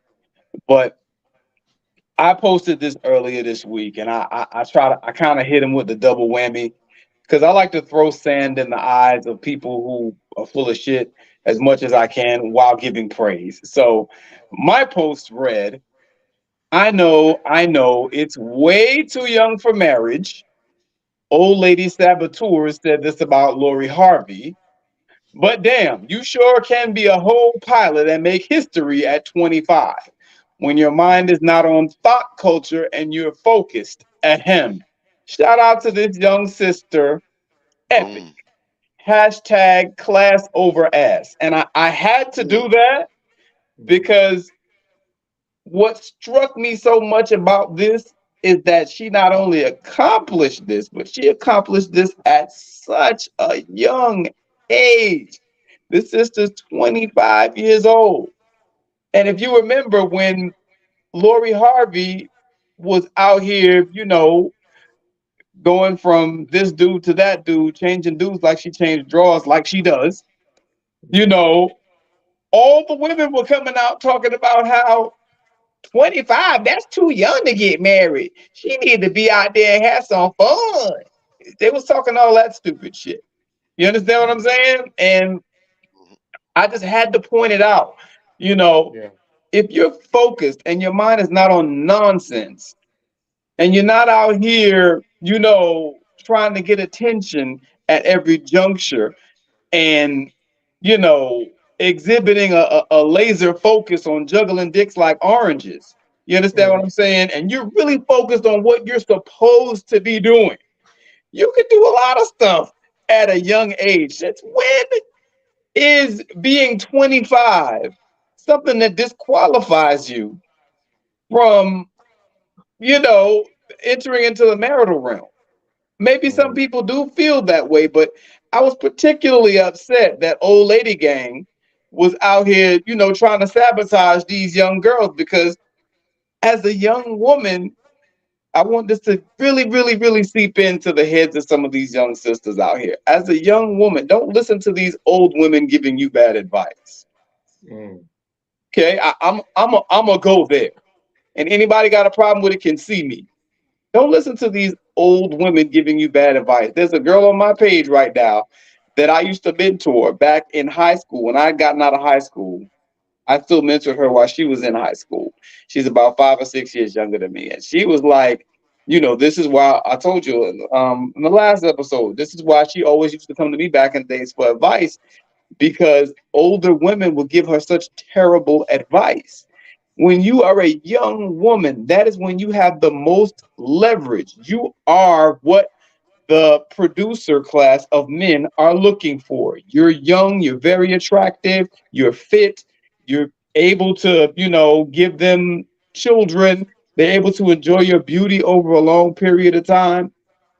This is when you should be looking for a husband. You understand what I'm saying? And this is when you should be doing outstanding things like what this sister did. She can take this and parlay it for the rest of her life. This is a great accomplishment at a young age. And the only way that she has to go from here is up. Why would you not want that? You understand what I'm saying? So, you know, at the end of the day, very proud of this young sister. I salute this young sister to the fullest, you know, but I want to point out to young sisters that not only can you accomplish great things at a young age, but that is when you should be accomplishing your first great achievements at a young age. And then you just build on that throughout life. You know what I'm saying? You don't try to have hot girl summer all through your 20s, and then when you get in your 30s, you want to try to finally start going to school and finally start trying to settle down and have a life, or whatever the case may be. You know, and the ass backwardness of that does not miss me. I hate to see people sabotaging young people so that they can screw up in life like they did. That really bothers me.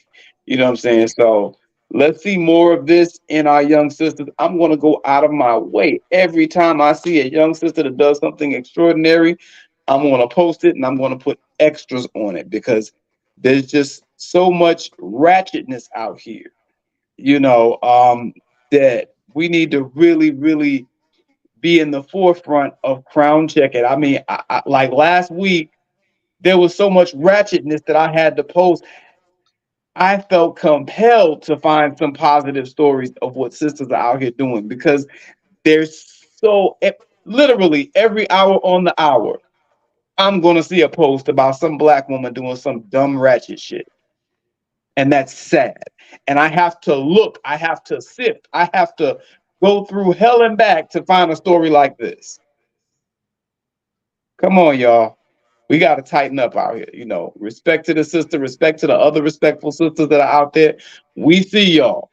When we banging on these ratchets, we ain't talking about you. But my God, this ratchet renaissance is just out of control. And It's more exactly what y'all it have, is. yeah, more of y'all have to start speaking out against it too. You know, because a lot of sisters, the classy sisters especially, they don't want to be bothered. They don't want to be attacked by these fucking hyenas. They don't want to be attacked by them. You know, meaning the sisters that are out here supporting the bad behavior and, you know, the yes child bullshit. They don't want to be in it. So they just don't say anything. They don't post at all. They don't talk online at all. I know strong sisters that would never come on this show and speak on some of the stuff that we speak on because they don't want the smoke from other sisters that they know that are going to attack them. I'm surprised they didn't find something negative to say about this girl. Soon come. Hey, I'm just saying, I'm shocked Soon out of come. my mind. You know what I'm saying? Because I they, I this, wouldn't underestimate. I believe in them. I I do believe too. in them. I I do don't too. underestimate them. They're the elite of the elite, the best of the best. Trust me. They'll find something. Man, look.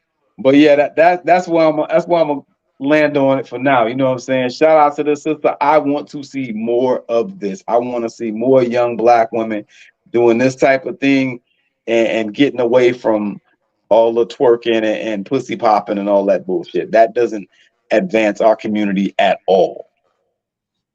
Exactly. And again, just to tack onto that, and I definitely understand what you're saying, and the reason why a lot of the other sisters aren't speaking up, and I get that, I understand that, but I gotta put it in your lap, ladies. I gotta do this. You all have to speak about this. I know it's uncomfortable. I know it's gonna send some of these heffalumps darts your way, but I believe it was Zora Neale Hurston that said, "If we're silent about our pain, they will sit back and say that we liked it." Real A lot talk. of these sisters are saying they're saying, "Oh no, we're not all like that. We're not all like that." It's not enough to just simply say that we're not all like that, because the problem is these bugger wolves are fighting y'all for the microphone. Real Mm. They talk. fighting y'all for the airtime, for the screen time, for the radio time, and unfortunately, they're winning. They wear your uniform too. So perception is reality. Right. So if all that, if it's basic marketing. If you Yeah. open a restaurant, if you open a business right now, there's no sign on it, no commercials, no advertising, no word of mouth, nothing, but the business is right there. If you hear people around saying, "Man, I wish we had a business in this area," you can't say, "Well, we have a business right here too. We have a business." It's not to just say that. We need to see it. We Yeah. need some signs. We need to hear some advertisements. We need to have a jingle. We need to get some kind of presence.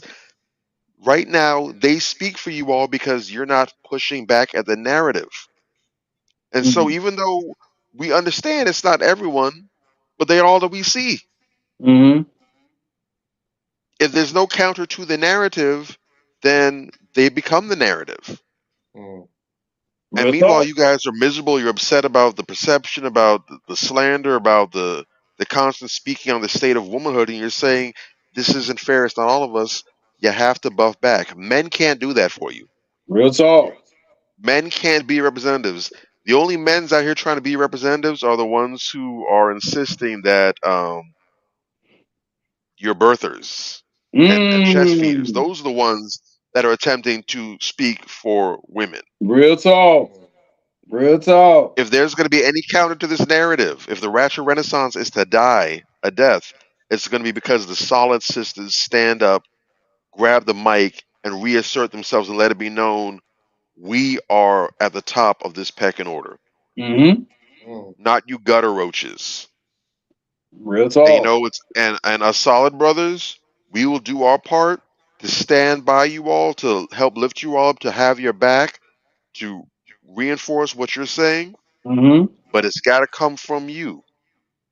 The same way how it's on solid brothers to grab the mic and speak for manhood and not allow these goons and these chuckleheads to speak for us. Right. Real talk.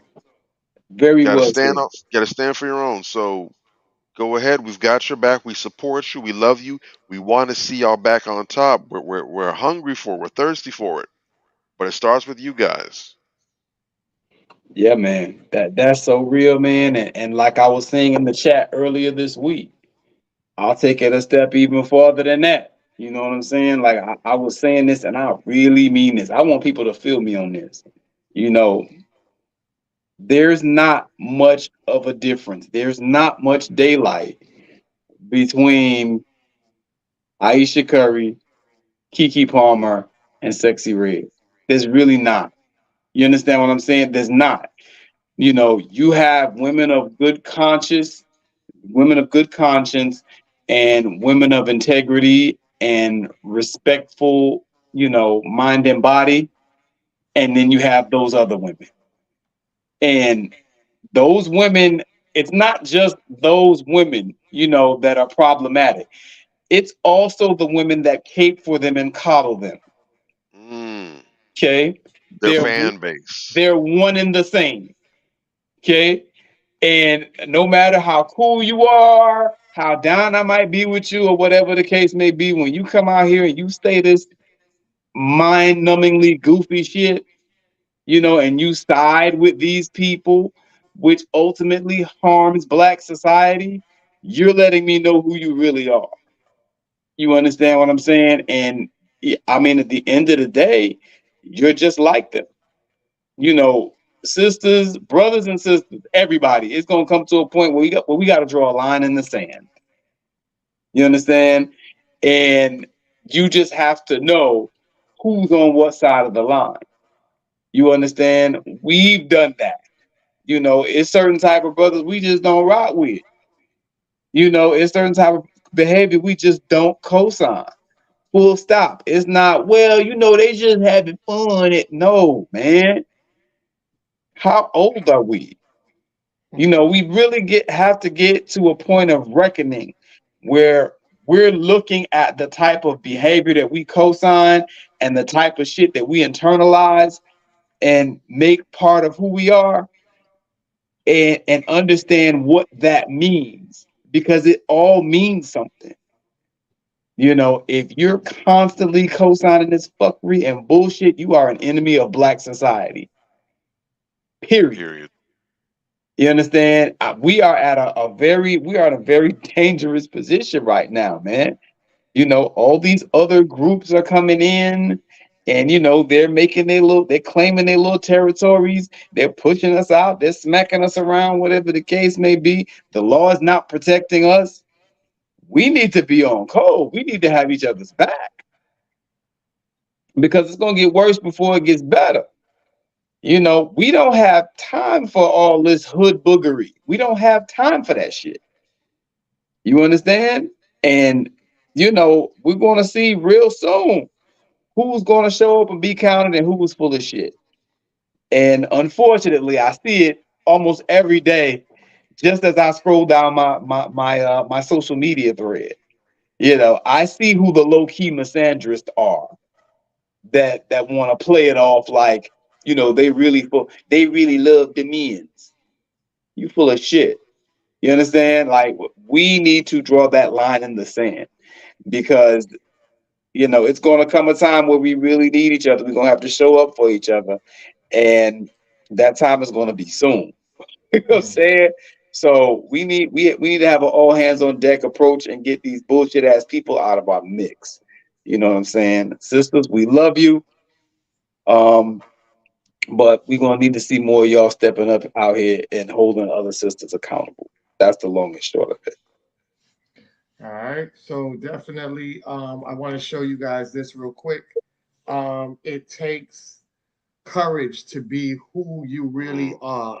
You know, Shaka Zulu was a very courageous man who didn't take no and he didn't stand up for bullshit, and he was very unapologetic about it.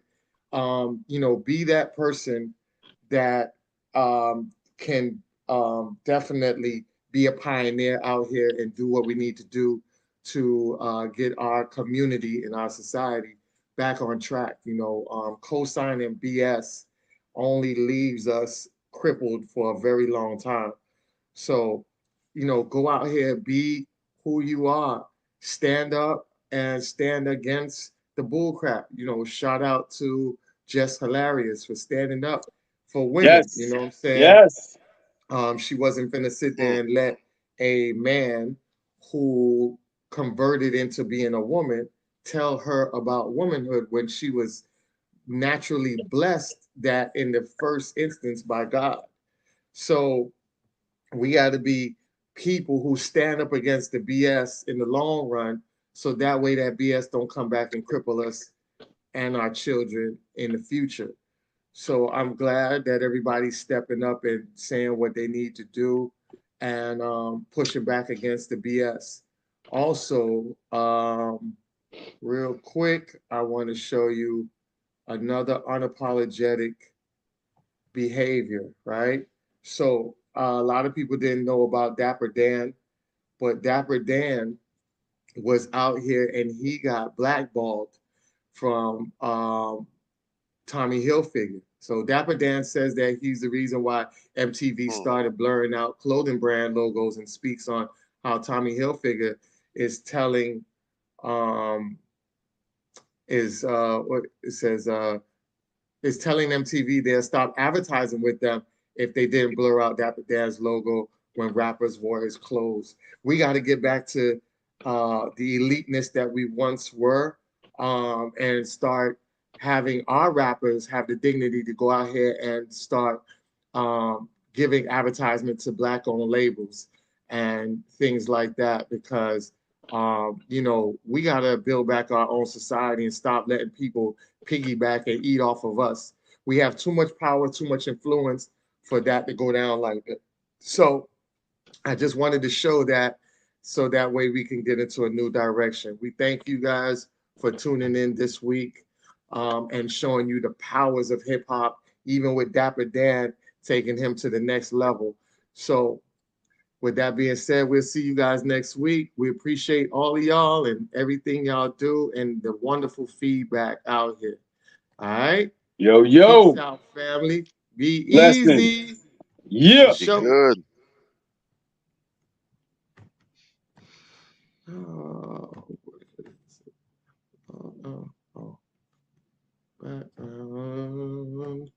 Why is it not letting me go?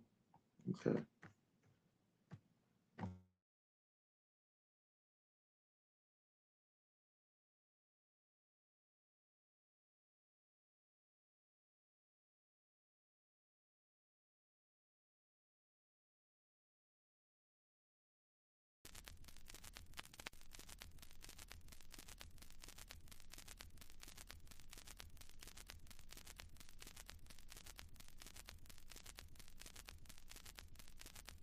On the album, we do things like songs that are a little, what we call sexy.